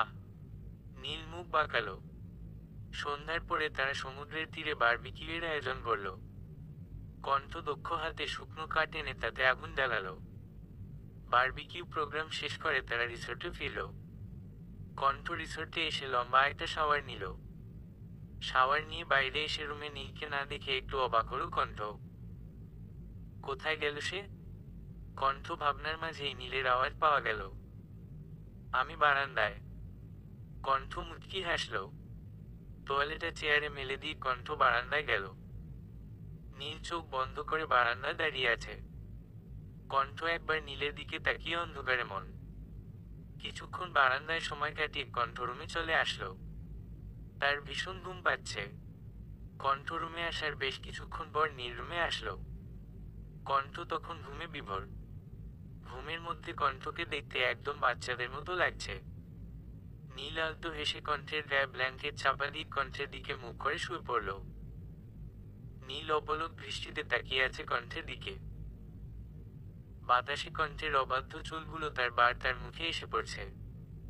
নীল আলতো হাতে কণ্ঠের চুলগুলো ওর কানের পেছনে গুজে দিল। বাকিটা রাত নীল কণ্ঠকে দেখে কাটিয়ে দিল।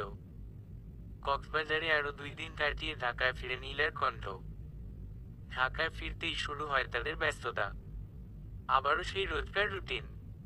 এর মধ্যে রাফাতও তার প্রেমিকার সাথে সাজেক ট্যুর থেকে ফিরে এসেছে। রাফাত ঢাকায় পা রাখতে না রাখতেই শৈবাল তাকে নিজস্ব কায়দায় তুলে আনে। তাকে আপাতত নীরের পাশের রুমে বয়ানদি করে রাখা হয়েছে। অফিস থেকে কণ্ঠ সেখানেই যাবে। কণ্ঠের আজকে অফিসে যাওয়ার ইচ্ছে ছিল না, কিন্তু কাব্য একটা গন্ডগোল পাকিয়েছে, সেটা ঠিক করতেই তাকে যেতে হচ্ছে। কণ্ঠ অফিসে এসে দেখলো কাব্য নিজের কেবিনে মাথা নিচু করে বসে আছে। কণ্ঠ ধীর পায়ে এগিয়ে গেল ভাইয়ের দিকে। কাব্যের কাঁধে হাত রাখতেই কাব্য কণ্ঠকে জড়িয়ে ধরল। কিছুক্ষণ পর কণ্ঠ নিজের কাঁধে ভেজা অনুভব করল। তার মানে কাব্য কাঁদছে। কণ্ঠ একটা লম্বা নিঃশ্বাস নিল। তারপর কাব্যকে সোজা করে বসালো। কি হয়েছে? কাঁদছিস কেন তুই? কাব্য অস্পষ্ট সুরে উত্তর দিল, আমি ইচ্ছে করে করিনি। কাউকে খুনটুন করেছিস? কাব্য না বোধক মাথা ঝাঁকালো। তাহলে এমন মেয়েদের মতো কাঁদছিস কেন? আর সামান্য অ্যাক্সিডেন্ট হয়েছে, বেশি কিছু না। আর আমি আসার সময় মেয়েটাকে হাসপাতালে দেখে এসেছি, সে এখন ঠিক আছে। তুই প্যারা নিস না, আমি আছি তো। বিশ্বাস করো আপু, আমি ইচ্ছে করে করিনি। আমি জানি আমার ভাই ইচ্ছে করে কারো ক্ষতি করতে পারে না। চিনি আমি আমার ভাইকে, তাই রিল্যাক্স। আর মেয়েদের মতো এত কাঁদতে হবে না। মেয়েদের মতো এত কাঁদলে পরে তোর বিয়ের জন্য মেয়ে পাবো না রে ছাগল। কণ্ঠের কথা এবার কাব্য হেসে ফেলল। হেসে কণ্ঠকে জড়িয়ে ধরল। কণ্ঠ ভাইকে পরম যত্নে জড়িয়ে ধরল। আব্বু কোথায় আপু? আব্বু হাসপাতালে। মেয়েটার রিলিজ করিয়ে একেবারে আসবে। রিলিজ? আজকে? হ্যাঁ। ও বেশি ব্যথা পায়নি তো, শুধু ডান হাতে একটু ফ্র্যাকচার হয়েছে আর কপাল সামান্য কেটে গেছে। তুই টেনশন নিস না। কাব্য মাথা দুলালো। শোন, তুই এখন বাড়ি চলে যা। বাড়ি গিয়ে লম্বা একটা শাওয়ার নিবি, তারপর ঘুমাবি। এর বাইরে কিছু করলে কঠিন মাইর। চল তোকে বাসায় দিয়ে এসে আমি এক জায়গায় যাব। তুমি কোথায় যাবা? আমিও চলে যাব, আমার একটু কাজ আছে। আচ্ছা চলো। কণ্ঠ কাব্যকে তাদের বাসার সামনে নামিয়ে দিল। আপু ভেতরে আসো। আজ না, আজ আমার খুব গুরুত্বপূর্ণ কাজ আছে, অন্য একদিন আসবো পাক্কা। ঠিক আছে, সাবধানে যেও। কণ্ঠ মুচকি হেসে গাড়ি স্টার্ট দিল। কিছু দূর যেতেই কণ্ঠের ফোন বেজে উঠল।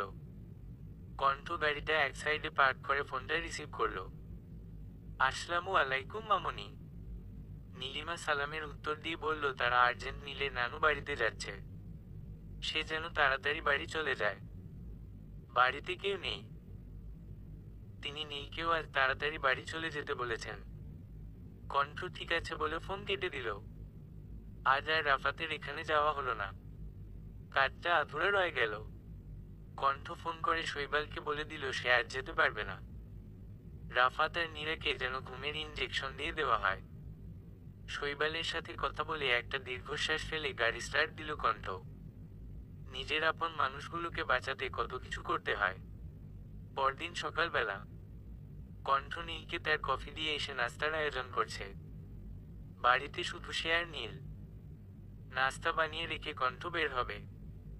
কালকে যে কাজটা অসম্পূর্ণ রয়ে গিয়েছিল আজ তা পূর্ণ করতে হবে। হাতে সময় নেই বেশি। কাজ করার মাঝেই কণ্ঠ রান্নাঘরে দ্বিতীয় কারো উপস্থিতি টের পেল।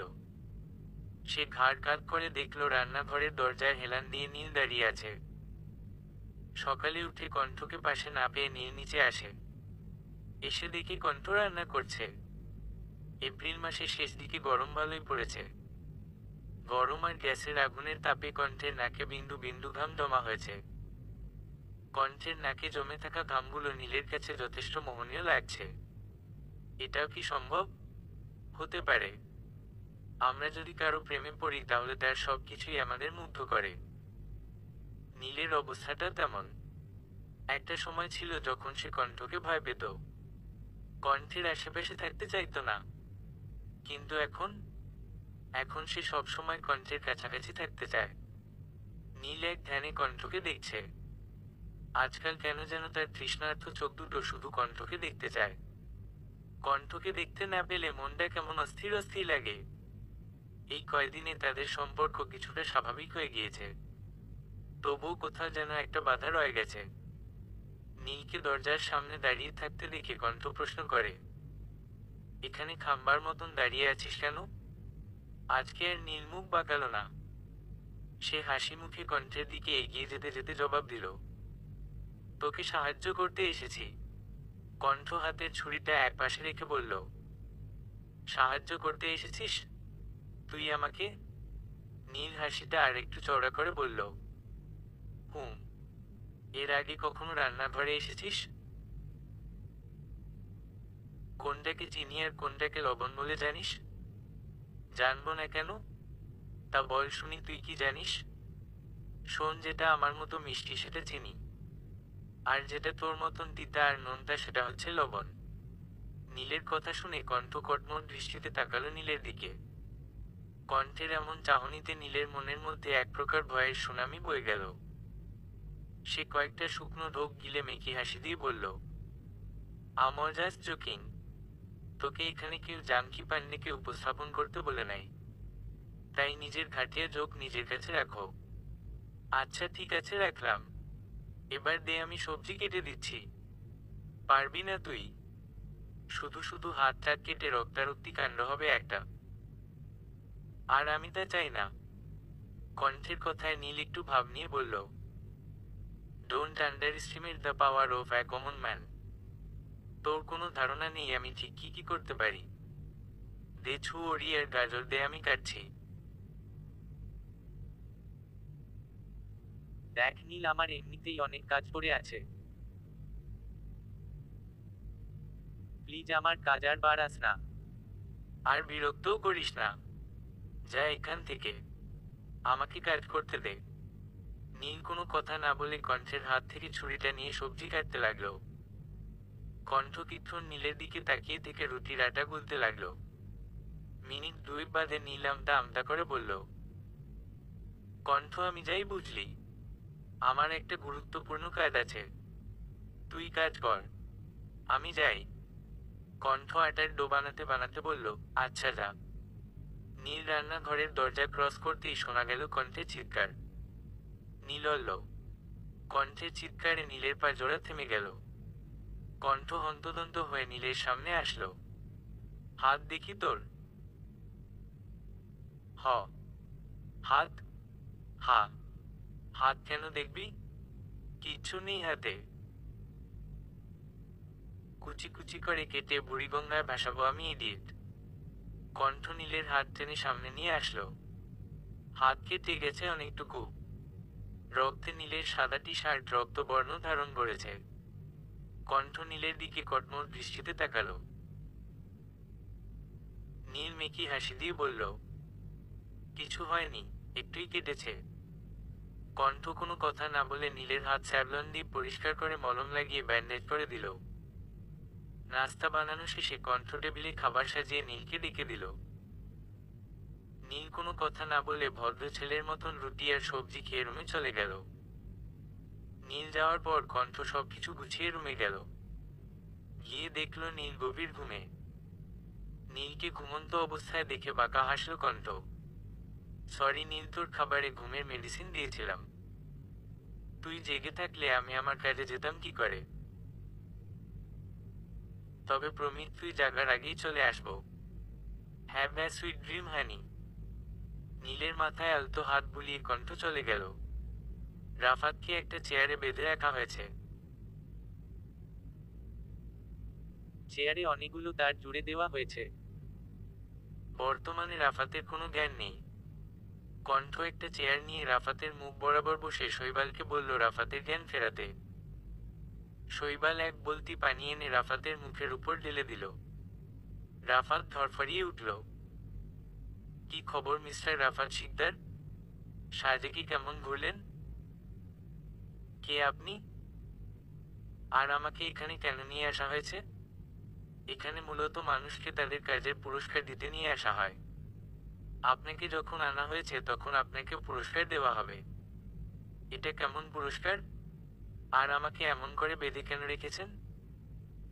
আমার কাছে সময় নেই বেশি। তাই সোজাসুজি বলছি, নীলের সাথে কি সত্যতা আপনার? নীল? কে নীল? নীল নামের কাউকে আমি চিনি না। দেখ, আমি এখনই মাথা গরম করতে চাইছি না, তাই যা জিজ্ঞেস করছি তার সোজাসাপটা উত্তর দে। সত্যি বলছি, আমি নীল নামের কাউকে চিনি না। যদি না চিনিস তাহলে তোর সোকল্ড প্রেমিকার সাথে মিলিত হয়ে ওর বিরুদ্ধে ষড়যন্ত্র কেন করেছিলি? প্রেমিকা? কে প্রেমিকা? নীরাকে চিনিস? নীরা? নীরা ফারাবি? চিনস? না, আমি কাউকে চিনি না। কণ্ঠ এবার কোনো কথা না বলে শৈবালকে কিছু ইশারা করল। সাথে সাথে শৈবাল গিয়ে দেওয়ালে থাকা একটা সুইচে টিপ দিল। তৎক্ষণাৎ চেয়ার সহ রাফাত কেঁপে উঠল। যন্ত্রণায় রাফাত চিৎকার করে উঠল। কিছুক্ষণ পর শক অফ করা হলো। এবার মনে পড়েছে নীরাকে। আর তার সাথে মিলে কেন নীলের বিরুদ্ধে ষড়যন্ত্র করেছিস বল? হাঁপাতে হাঁপাতে রাফাত উত্তর দেয়, টাকার জন্য। টাকার জন্য? না। বিশ্বাস হলো না। সত্যি বলছি, টাকার জন্যই এমন করেছিলাম। আমার টাকার অনেক দরকার ছিল। তাই নীলাকে বলেছিলাম নীলাকে 6 মাসের জন্য বিয়ে করতে। 6 মাস পর ওদের ডিভোর্স হয়ে গেলে নীরা ওর কাবিনের টাকা সহ আরো এক্সট্রা 15 লাখ টাকা পেত। আর আমরা ওই সকল টাকা নিয়ে ইউএস শিফট করতাম। আমাকে কি তোর এতই বোকা বলে মনে হয়? তুই বলবি টাকার জন্য নীলের বিরুদ্ধে ষড়যন্ত্র করেছিস আর আমি বিশ্বাস করব? টাকা তো তোর বাপের কম নেই, আর নীরার বাপেরও না। তাহলে অন্যের টাকায় এত লোভ কেন? দেখ, এমন কিছু বল যাতে করে আমি তোর কথা বিশ্বাস করতে পারি। বিশ্বাস করতে সহজ হয়। বল বল, তাড়াতাড়ি বল। রাফাত এবার একটু চেঁচিয়ে বলল, বললাম তো সব টাকার জন্য করেছি। তুই আসলেই ভালো কথার মানুষ না। শৈবাল অন দ্য সুইচ। আবারও রাফাতের পুরো শরীরে কারেন্টের ঝটকা লাগলো। রাফাত ব্যথায় চোখ মুখ খিচিয়ে নিল। আমাকে এর চেয়ে বেশি কঠোর হতে বাধ্য করিস না। আমি কতটা ভয়ঙ্কর হতে পারি তোর কোনো ধারণা নেই। তাই তোর জন্য ভালো এটাতেই হবে তুই সব সত্যিটা বলে দে। রাফাত বারবার একই কথা আওড়াচ্ছে, সে টাকার জন্য এসব করেছে। এর বেশি এক অক্ষরও এগুচ্ছে না। দেখ রাফাত, এটা আমিও জানি, তুইও জানিস, শুধু টাকার জন্য তুই এমনটা করিসনি। আর নীরা, ওকেও তুই ব্যবহার করেছিস। কেন এসব করেছিস ফটাফট বলে দে। যত তাড়াতাড়ি তুই সত্যিটা বলবি ততই মঙ্গল তোর জন্য। রাফাত মুখে কুলু পেটে বসে আছে। রাফাতকে চুপ থাকতে দেখে শৈবাল আবারও সুইচ অন করলো, আর সাথে সাথে রাফাতের শরীরে কারেন্টের জোরকা ঝাটকা লাগলো। কণ্ঠ ভ্রু কুঁচকে শৈবালের দিকে তাকিয়ে বলল, তোমাকে বলেছিলাম। সরি ম্যাম, আসলে এই হার আমি মুখ খুলছিল না তাই। তাই বলে 24/7 আওয়ার একই থেরাপি অ্যাপ্লাই করবা? Sorry ma'am. ইটস ওকে শৈবাল, আমি কিছু মনে করিনি। তবে পরের বার থেকে খেয়াল রাখবা। এবার রাফাতের দিকে তাকিয়ে বলল, তো মিস্টার রাফাত শিকদার, আপনি মুখ খুলবেন না তাই তো? রাফাত নিশ্চুপ। ওয়েল, তবে আমি অন্য পন্থা অবলম্বন করছি। আচ্ছা রাফাত, তোর বড় একটা বিধবা বোন আছে তাই না? যার একটা ছোট্ট 7 বছর বয়সী ছেলে আছে, যে তোর বোনের বেঁচে থাকার একমাত্র সম্বল। তো আমরা যদি তোর বোনের সেই একমাত্র সম্বলকে গুমো করে দেই বা মেরে ফেলি তবে তোর কেমন লাগবে? রাফাতের চোখে এবার স্পষ্ট ভয় দেখতে পেল কণ্ঠ। রাফাতের ভীতু চাহনি দেখে বাঁকা হাসল কণ্ঠ। তার আর কষ্ট করা লাগবে না। এবার রাফাত নিজেই গড়গড় করে সব বলে দেবে। একটা মানুষকে শারীরিকভাবে আঘাত করে যতটা ফুটবল করা যায়, মানসিকভাবে আঘাত করে আর চাইতে কয়েক গুণ বেশি ফুটবল করা যায়। কণ্ঠ একবার বাঁকা চোখে রাফাতের দিকে তাকিয়ে কাউকে একটা ফোন করলো। হ্যালো সাফিন, শোনো, একটা বাচ্চাকে প্রতিশোধ নিতে সব করেছি। নীলের থেকে প্রতিশোধ? রাফাত এক প্রকার চেঁচিয়ে কথাটা বলল। কণ্ঠ কান আবারও বাঁকা হেসে কান থেকে ফোনটা নমালো। নীল তোর কোন পাকা ধানে মই দিয়েছিল যে তুই ওর থেকে প্রতিশোধ নিতে এসেছিস? ও একটা খুনি। খুন করেছে ও আমার বোনকে।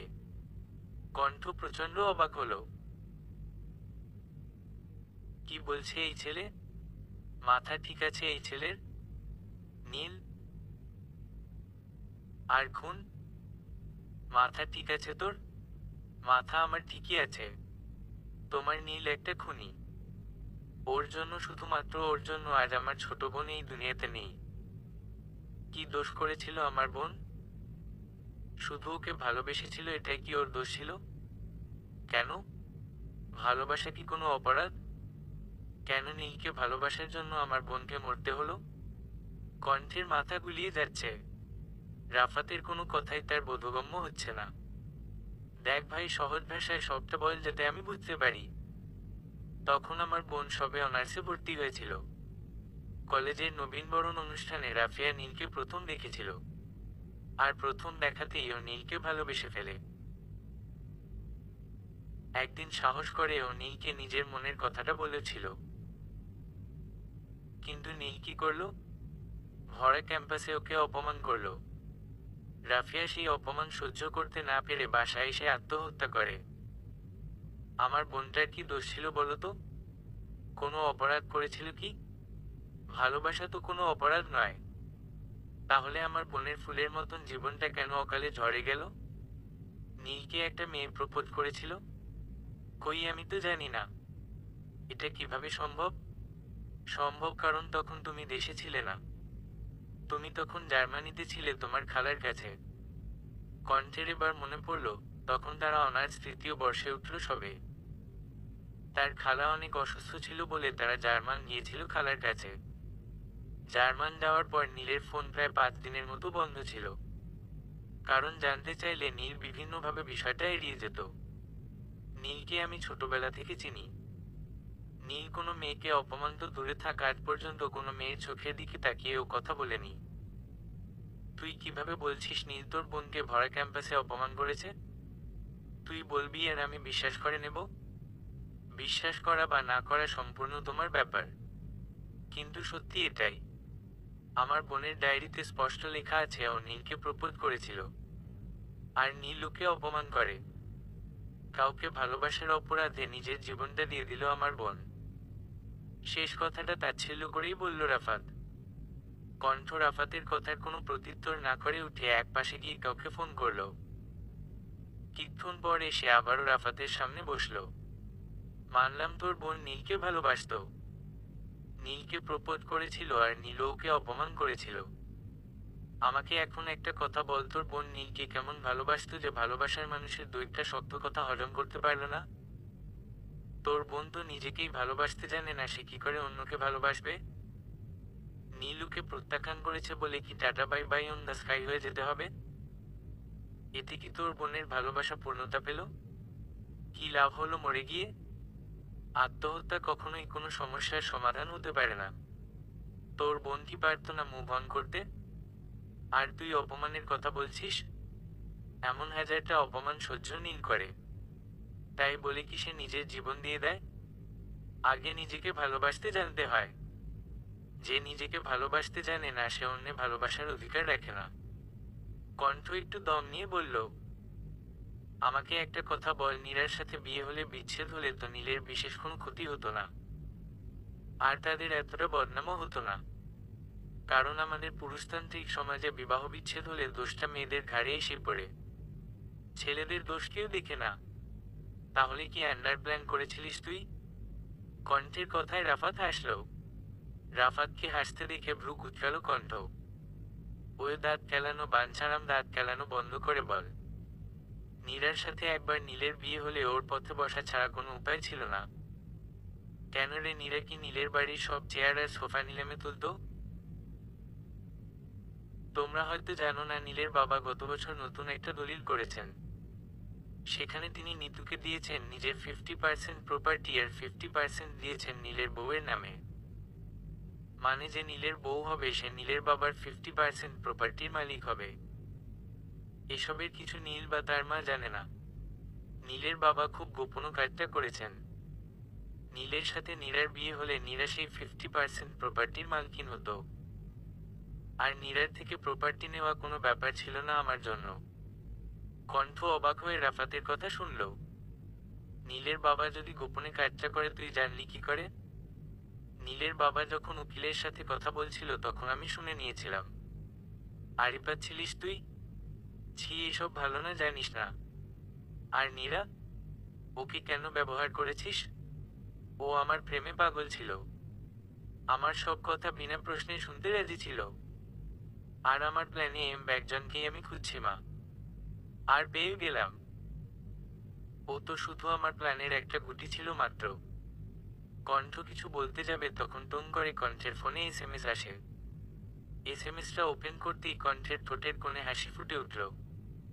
কণ্ঠ ফোনটা রাফাতের সামনে ধরে বলল, তোর বোন নীলকে নয় নিলয়কে ভালোবাসতো। ডায়েরিতে নীল লেখার কারণ হলো রাফিয়া ভালোবেসে নিলয়কে নীল বলে ডাকত। ওদের 7 মাসের সম্পর্ক ছিল। নিলয় তোর বোনকে নীলকে প্রপোজ করার ডেয়ার দিয়েছিল। ডেয়ার অনুযায়ী রাফিয়া নীলকে প্রপোজ করে আর নীল তা প্রত্যাখ্যান করে। ক্যাম্পাসের মাঠে প্রত্যাখ্যান করায় নিলয় তোর বোনকে অনেক কথা শোনায়। তোর বোন কিন্তু সে কারণে আত্মহত্যা করেনি। রাফাত ভ্রু কুঁচকে তাকিয়ে আছে কণ্ঠের দিকে। তোর বোন গর্ভবতী ছিল, আর বাচ্চাটা নিলয়ের ছিল। নিলয় সুন্দর করে সেই বাচ্চাকে অস্বীকার করে আর তোর বোনকে জানোয়ারটা বলে অপমান করে। নিলয়ের ব্যবহারে রাফিয়া ভেঙে পড়ে। তোদের কাছে জবাব দেওয়ার ভয় সে আত্মহত্যা করে। রাফাত ফ্যালফ্যাল করে তাকিয়ে আছে কণ্ঠের দিকে। কণ্ঠের একটা কথাই তার কানে বাজছে, রাফিয়া গর্ভবতী ছিল। নিলয়ের বর্তমান অবস্থা জানিস কি? রাফাত অস্পষ্ট সুরে বলল, কি? ওর গত বছর এইচআইভি ধরা পড়েছে। অবস্থা তেমন ভালো না, যে কোনো দিন তোর বোনের কাছে চলে যেতে পারে। রাফাত নিষ্পলক চোখে তাকিয়ে আছে। আশেপাশের কিছুই তার মাথায় ঢুকছে না। এবার বল, তোকে কি শাস্তি দেওয়া যায়? আমার নীল তো তোর চৌদ্দ পুরুষের কোনো ক্ষতি করেনি, তবুও যে তুই নীলের ক্ষতি করতে উঠে পড়ে লেগেছিলিস, এখন তোর কি করবো আমি? রাফাত এবারও কোনো উত্তর দিল না। রাফাতের থেকে কোনো উত্তর না পেয়ে কণ্ঠ শৈবালকে ইঞ্জেকশন আনতে বলল। শৈবাল রাফাতের শরীরে ইঞ্জেকশন পুশ করতে গেলে রাফাত মুখ খুলে, এটা কিসের ইঞ্জেকশন? এটা দিলে তুই প্যারালাইজড হয়ে যাবি। রাফাত ভীত নজরে তাকালো কণ্ঠের দিকে, অস্পষ্ট সুরে বলল, এমনটা করো না, করো না এমনটা। আমার কিছু হলে আমার বোন আর বোনের বাচ্চাকে কে দেখবে? ওদের যে আমি ছাড়া কেউ নেই। বলে রাফাত আবারও কণ্ঠের দিকে করুণ দৃষ্টিতে তাকালো। কণ্ঠ রাফাতের করুণ চাহনি দেখে আলতো হেসে বলল, চিন্তা করিস না, এটাই কম ডোজ। জাস্ট 7 দিন প্যারালাইজড হয়ে থাকবি, 8ম দিন থেকে নর্মাল হয়ে যাবি। আমি জানি তোর বোন আর বোনের ছেলের তুই ছাড়া আর কেউ নেই। আমি এতটা খারাপ নই যে একটা পিতৃহীন ছেলের মাথার উপর থেকে তার ভাষা ছায়া কেড়ে নিব। আর তুই সুস্থ হওয়ার আগ পর্যন্ত ওরা আমার দায়িত্ব। তুই চিন্তা করিস না, ওরা জানবে তুই এতদিন কাজের জন্য ঢাকার বাইরে আছিস, আর তোর চিকিৎসার সকল খরচ আমার। তুই 7 দিন রেস্ট কর। কণ্ঠ শৈবালকে ইশারা করতে সে ইঞ্জেকশন পুশ করে দিল। রাফাত ভাবছে এটাই তার কর্মফল, কিচ্ছু করার নেই। কণ্ঠ তাও তাকে কম শাস্তি দিয়েছে, তার তো আরো বড় শাস্তি পাওনা ছিল। সত্যিটা না জেনে একজন নির্দোষ মানুষের বিরুদ্ধে কত বড় ষড়যন্ত্র করেছিল। নীরার থেকে ক্ষমা চাইতে হবে। মেয়েটা তো তাকে ভালোবেসেছিল, সে কি করলো? মেয়েটির ভালোবাসার সুযোগ নিয়ে তাকে নিজের ঘৃণ্য কাজে ব্যবহার করলো। রাফাত নিজেকে ধিক্কার জানালো, নিজের উপর রাগ হতে শুরু করলো তার। রাফাতকে হাসপাতালে পাঠিয়ে কণ্ঠ গেল নীরার কাছে। রাফাত এতক্ষণ যা যা বলেছে নীরা তার সবটাই শুনেছে। রাফাত তাকে ঠকিয়েছে ভাবতেই কান্নারা যেন দলা পাকিয়ে আসছে। সে এটা মানতে পারছে না রাফাত তাকে ভালোবাসত না। বুকে অসহ্য ব্যথা অনুভূত হচ্ছে তার। কণ্ঠ এসে নীরার সামনে বসল। কি নীরা ম্যাডাম, কেমন আছেন? প্রেমিক তো গেল, এবার কি করবেন কিছু ভেবেছেন? বাড়িতেও তো মনে হয় না জায়গা হবে, যে কাণ্ড ঘটিয়েছেন। তো এখান কোথায় যাবেন বলুন? ইউএস যাবেন? শেষের কথাটা বলে বাঁকা হাসল কণ্ঠ। নীরা কণ্ঠের কথায় কোনো পাত্তা না দিয়ে বলল, তুমি কি নীলকে ভালোবাসো কণ্ঠ আপু? যদি ভালোই না বাসতাম তাহলে এত কিছু করলাম কেন? ঠেকা পড়ছিল ওই বলদের জন্য এত কিছু করতে? নীল কি তোমাকে ভালোবাসে? নীরার প্রশ্নের উত্তর নেই কণ্ঠের কাছে। একটা সম্পর্কের মূল ভিত্তি হলো বিশ্বাস। তুমি নীলের সাথে সম্পর্কটা তৈরি করেছ মিথ্যার উপর ভিত্তি করে। তোমার কি মনে হয় তোমাদের সম্পর্কটা টিকবে? আমার কিন্তু তা মনে হয় না। নীল তোমাকে বিশ্বাস করে ঠকেছে, এটা যদি নীল জানে তাহলে তোমার কি হবে? ও মেনে নেবে তোমাকে, নাকি ছুঁড়ে ফেলে দিবে? কথায় আছে না, ঢেকি স্বর্গে গেলেও ধান ভানে। তোমার হয়েছে এই অবস্থা। নিজের কথা চিন্তা করো আগে। আর একটা কথা, আমি কোনো ফেলনা নেই যে যখন খুশি তখন আমায় ছুঁড়ে ফেলে দিবে। আমি নিজের হক আদায় করতে খুব ভালোভাবেই জানি। আমার চিন্তা না করে তুমি বরং তোমার নিজের চিন্তা কর। আমি তো শুধু তোমাকে তোমাদের ভবিষ্যৎ নিয়ে একটু বললাম, বাকিটা তুমি ভালো বুঝো। কণ্ঠ নীরাকে আর কিছু না বলে শৈবালকে উদ্দেশ্য করে বলল, শৈবাল, নীরার পাসপোর্ট আর ভিসার ব্যবস্থা করো। আর যত তাড়াতাড়ি পড়ো এই ঝামেলাকে বিদায় করো। 10 বছরের আগে যেন বাংলাদেশে পা রাখতে না পারে। আপন মনে ড্রাইভ করছে কণ্ঠ। আজ থেকে সকল ঝামেলার অবসান হলো। এখন নীলের জীবনে আর কোনো বিপদ নেই। কিন্তু কতক্ষণ নেই তা কণ্ঠের জানা নেই। কারণ বিপদ না বাড়িয়ে আনলে ওই ছেলের আবার রাতে ভালো ঘুম হয় না। ভেবেই কণ্ঠ মুচকি হাসল। গাড়ির রেডিওতে একটা শো চলছে, শোটা কণ্ঠের ভালোই লাগে। এতে আজকের বিষয় বিশ্বাস। সম্পর্কে ভালোবাসা থাকাটা যত জরুরি, বিশ্বাস থাকা ততটাই জরুরি। বিশ্বাস যে কোনো সম্পর্কের ভিত্তি। বিশ্বাস না থাকলে সম্পর্ক টিকে না। যে সম্পর্ক মিথ্যা দিয়ে শুরু হয় সে সম্পর্কের কোনো ভবিষ্যৎ থাকে না। প্রত্যেক সম্পর্কে সত্য থাকতে হয়। শোতে আরো অনেক কথা বলা হলো। কণ্ঠ শোয়ের প্রত্যেকটি কথা খুব মন দিয়ে শুনল, আর নীরার বলা কথাগুলোও ভাবল। আচ্ছা, নীল যদি জানতে পারে বিয়ের দিন নীলাকে আমি কিডন্যাপ করিয়েছিলাম, তাহলে ও কি করবে? আমাকে ভুল বুঝবে, ভুল বুঝে দূরে সরিয়ে রাখবে। কণ্ঠের ভেতর কেমন অস্থিরতা কাজ করছে। সে কোনো রকম বাড়ি ফিরল। রুমে গিয়ে দেখলো নীল এখনো ঘুমাচ্ছে। কণ্ঠ একবার নীলের দিকে তাকিয়ে ফ্রেশ হয়ে এসে নীলের পাশে শুয়ে পড়ল। নীল আর তার সম্পর্কের ভবিষ্যৎ কি তা চিন্তা করতে করতে সে ঘুমিয়ে গেল। কণ্ঠের ঘুম ভাঙল আজানের শব্দে। ঘুম ভেয়ে অঙ্গে পাশে নীলকে দেখতে পেল না সে। কণ্ঠ তেমন একটা মাথা না ঘামিয়ে অজু করে এসে নামাজ পড়ে নিল। বাহিরে মৃদু অন্ধকার বিরাজমান। নীল বারান্দায় দাঁড়িয়ে বাহিরের দিকে তাকিয়ে গান গাইছে। কণ্ঠ রুমে দাঁড়িয়ে নীলের গান শুনছে। এই মেঘলা দিনে একলা, ঘরে থাকে না তো মন। কাছে যাব, কবে পাবো ওগো তোমার নিমন্ত্রণ। আজ আমি ক্ষণে ক্ষণে কি যে ভাবি আনমনে। তুমি আসবে, ওগো হাসবে, কবে হবে সে মিলন। কাছে যাব, কবে পাবো ওগো তোমার নিমন্ত্রণ। জ্যোতিবনে ওই হাওয়া করে শুধু আসা যাওয়া, জ্যোতিবনে ওই হাওয়া করে শুধু আসা যাওয়া। হায় হায় রে দিন যায় রে, ঘরে আধারে ভুবন। কাছে যাব, কবে পাবো ওগো তোমার নিমন্ত্রণ। কণ্ঠ বরাবরের মতো এবারও নীলের গানে মুগ্ধ হতো। আগে প্রতিদিন ক্যাম্পাসে নীল গান গাইতো আর কণ্ঠ গিটার বাজাতো। গান শেষ করে নীল অন্ধকারে চেয়ে থাকা আকাশের দিকে তাকালো। কত বিশাল এই আকাশ! বিশাল আকাশ দেখতে নীলেরও বিশাল আনন্দ লাগে। নীলের গান শেষ হলে কণ্ঠ গুটি গুটি পায়ে নীলের দিকে এগিয়ে গেল। মৃদু স্বরে তাকে ডাকল, নীল। আকাশের দিকে মুখ করেই নীল উত্তর দিল, হুম বল। কণ্ঠ ভাবল নীলের হয়তো মন খারাপ। নীলিমা বাসায় না থাকলে নীলের মন খারাপ থাকে তা কণ্ঠ জানে। নীল, আমি তোকে কিছু বলতে চাই। এবার নীল কণ্ঠের দিকে তাকিয়ে গদগদ হয়ে বলল, তুই কি আমাকে প্রপোজ করবি কণ্ঠ? Wow, that's so great. তুই জানিস আমার অনেক দিনের শখ ছিল আমার বউ আমাকে প্রপোজ করবে। আমার এতদিনের শখ আজকে পূরণ হতে যাচ্ছে। শোন, সুন্দর করে হাঁটু গেড়ে সুন্দর করে বসে প্রপোজ করবি। তা না হলে ওই আসল ফিলটা আসবে না, বুঝেছিস? নে শুরু কর। কণ্ঠ দাঁতে দাঁত চেপে তাকিয়ে আছে নীলের দিকে। এই ছেলে এসব চিন্তা করে? কণ্ঠ তাকে প্রপোজ করবে? লাইক সিরিয়াসলি ইয়ার?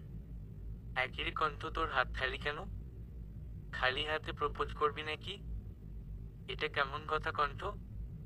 এত বড় একটা কোম্পানির এমডি হয়ে তুই নিজের বরকে খালি হাতে প্রপোজ করবি? আমি তো তোর নিজের বরই নাকি, অন্যের তো আর না। খালি হাতে প্রপোজ করলে কেমন জানি বিধবা মার্কা লাগে। আর মানুষ জানলে আমার মান সম্মান থাকবে? আচ্ছা ঠিক আছে, এক কাজ কর, তুই আমার গাছের একটা ফুল দিয়ে আপাতত কাজ চালিয়ে নে। কণ্ঠ আর সহ্য করতে না পেরে চুপচাপ রুমে চলে আসলো। কিরে, কই যাস? ওই কণ্ঠ, প্রপোজ করবি না? কিরে? কণ্ঠ নীলকে পাত্তা না দিয়ে কাঁথা মুড়ি দিয়ে শুয়ে পড়ল। নীল একবার কণ্ঠের দিকে তাকিয়ে বলল, সাজায় আনরোমান্টিক মহিলা। নীল কণ্ঠের পিছন পিছন রুমে গেল।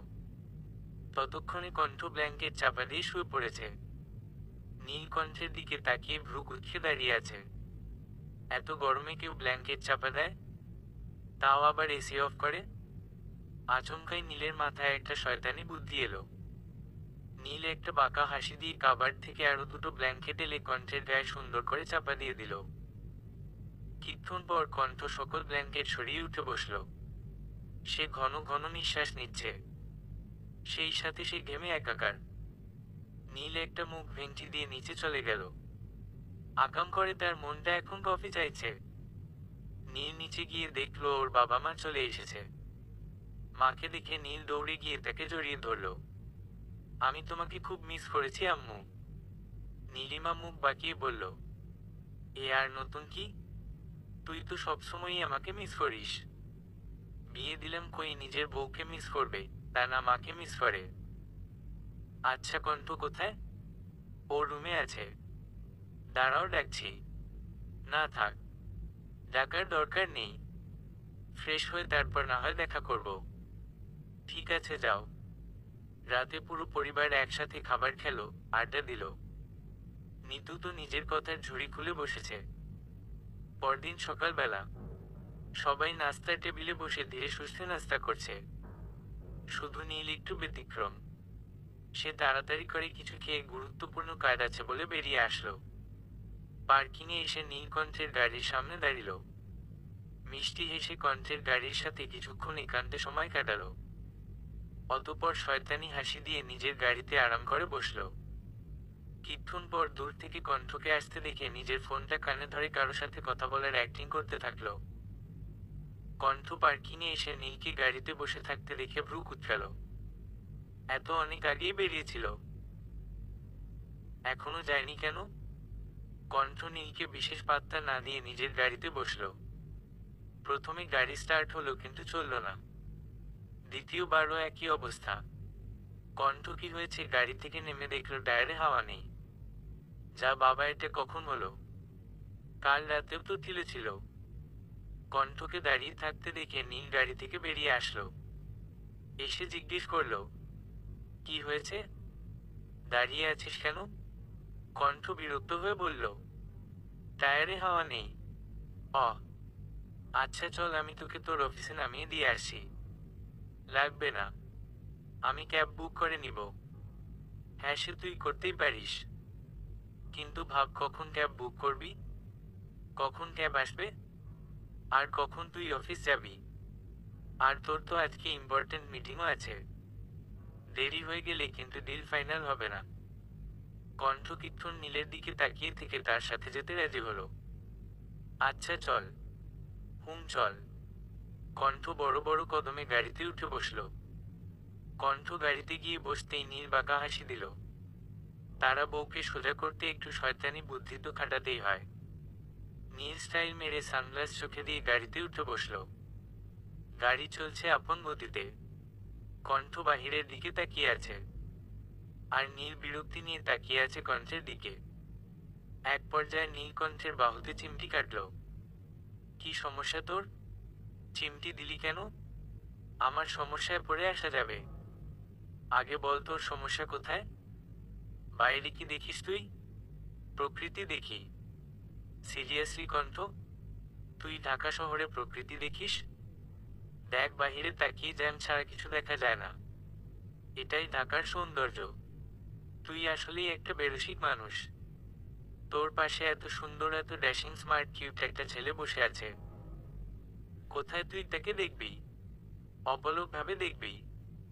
দেখতে দেখতে নিজের চোখের জ্যোতি কমিয়ে ফেলবি। তাও তোর আমাকে দেখা শেষ হবে না। আর আমি যখন তোর দিকে তাকাবো তুই লাজুক এসে মাথা নত করবি। তাহলে না বিষয়টা জমবে। কণ্ঠের কোনো উত্তর না পেয়ে নীল কণ্ঠের দিকে তাকালো। আর যা দেখলো তাতে ওর মেজাজ তুঙ্গে। কণ্ঠ কানে হেডফোন লাগিয়ে আরাম করে গান শুনছে। নীল টান দিয়ে হেডফোন নিয়ে গাড়ির জানালা দিয়ে বাইরে ফেলে দিল। কণ্ঠ দাঁতে দাঁত চেপে বলল, কি করলি এটা? ফেলে দিলাম। কেন দিলি? কারণ এটাকে এই মুহূর্তে নিজের সতীন বলে মনে হচ্ছিল। হোয়াট? মানে কি? মানে হলো তুই আমার দিকে তা তাকিয়ে গান শুনছিলি। তোর কি রূপ বেড়েছে নাকি পাখনা গজিয়েছে যে আমি তোকে দেখব? 2 বছর আগে যেমন ছিলিস এখনো একই রকম আছিস। কে বলেছে একরকম আছি? 2 বছর আগে আমি পিওর সিঙ্গেল ছিলাম, আর এখন আমি পিওর মিঙ্গেল। আমার একটা দোষী বউ আছে। তোর কি মনে হচ্ছে না তুই ইদানিং উদ্ভট আচরণ করছিস? পাপী নারী। স্বামীকে তুই বলার অপরাধে তোর গর্দানও নেওয়া উচিত। অসভ্য মহিলা একটা। স্বামীকে কেউ তুই করে বলে? সম্মান দিবি, বুঝলি? তুই কোন দেশের প্রেসিডেন্ট, তোকে সম্মান দেব? আর শোন, বেস্ট ফ্রেন্ড জাতির জন্ম সম্মান পেতে নয়, সম্মান হারাতে হয়। নিজের বেস্ট ফ্রেন্ডকে না হয় সম্মান না দিলি, তাই বলে কি নিজের স্বামীকে সম্মান দিবি না? আর কালকে তুই আমাকে প্রপোজ করতে এসে প্রপোজ করলি না কেন? কে বলছে আমি তোরে প্রপোজ করতে গেছিলাম? আমি তো একটা সিরিয়াস কথা বলতে গিয়েছিলাম। শোন, দুনিয়াতে প্রেমে পড়ার আর প্রেমকে ইজহার করার চেয়ে দ্বিতীয় কোনো কিছু সিরিয়াস হতে পারে না। প্রেম বিষয়টাই সিরিয়াস। হেলাফেলা করলেই সর্বনাশ, মারাত্মক সর্বনাশ। এমন একটা সিরিয়াস ব্যাপারকে তুচ্ছ তাচ্ছিল্য করা ঠিক নয়। হয়েছে নিজের ভাষণ বন্ধ করে গাড়ি থাকা। আমার অফিস এসে গিয়েছে।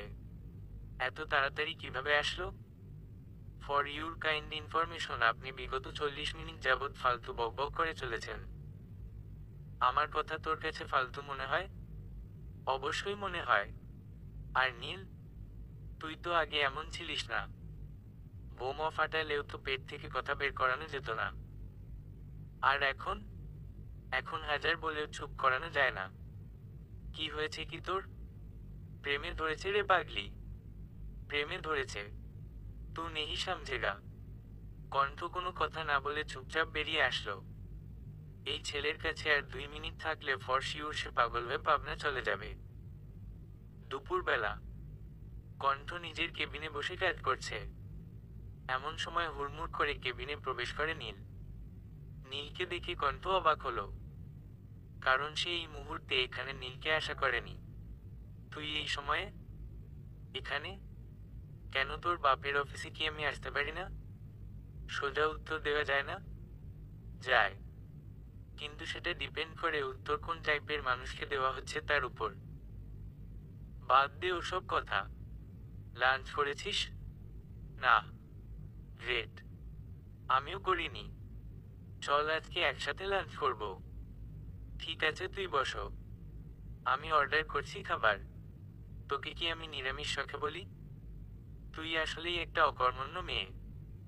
বেশি বকবক না করে চল এখন আমার সাথে। কোথায় যাব? তোকে বললাম না চুপ থাকতে। বলেই কণ্ঠকে টেনে নিয়ে যেতে লাগলো। আরে এভাবে টানছিস কেন? তোর কি ইচ্ছে তোকে আমি কোলে করে নিয়ে যাব? যদি এমন ভেবে থাকিস তবে এইসব ভাবনা মাথা থেকে ছেড়ে ফেল। তোর মতো আলুর গোদামকে আমি কোলে দিতে পারবো না। সরি।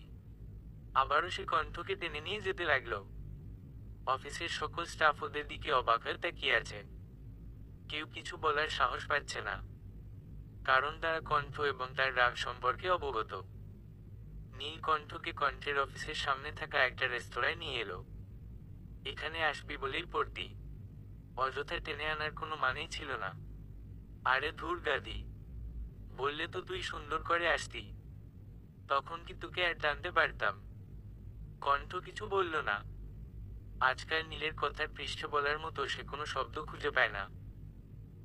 আসলে নীলের এমন ব্যবহারে সে এত অবাক হয় যে নিজের অবাকতা কাটিয়ে উঠায় আগেই নীল অন্য কিছু বলে আর কণ্ঠ আবারও তলিয়ে যায় অবাকতার অতল গহ্বরে।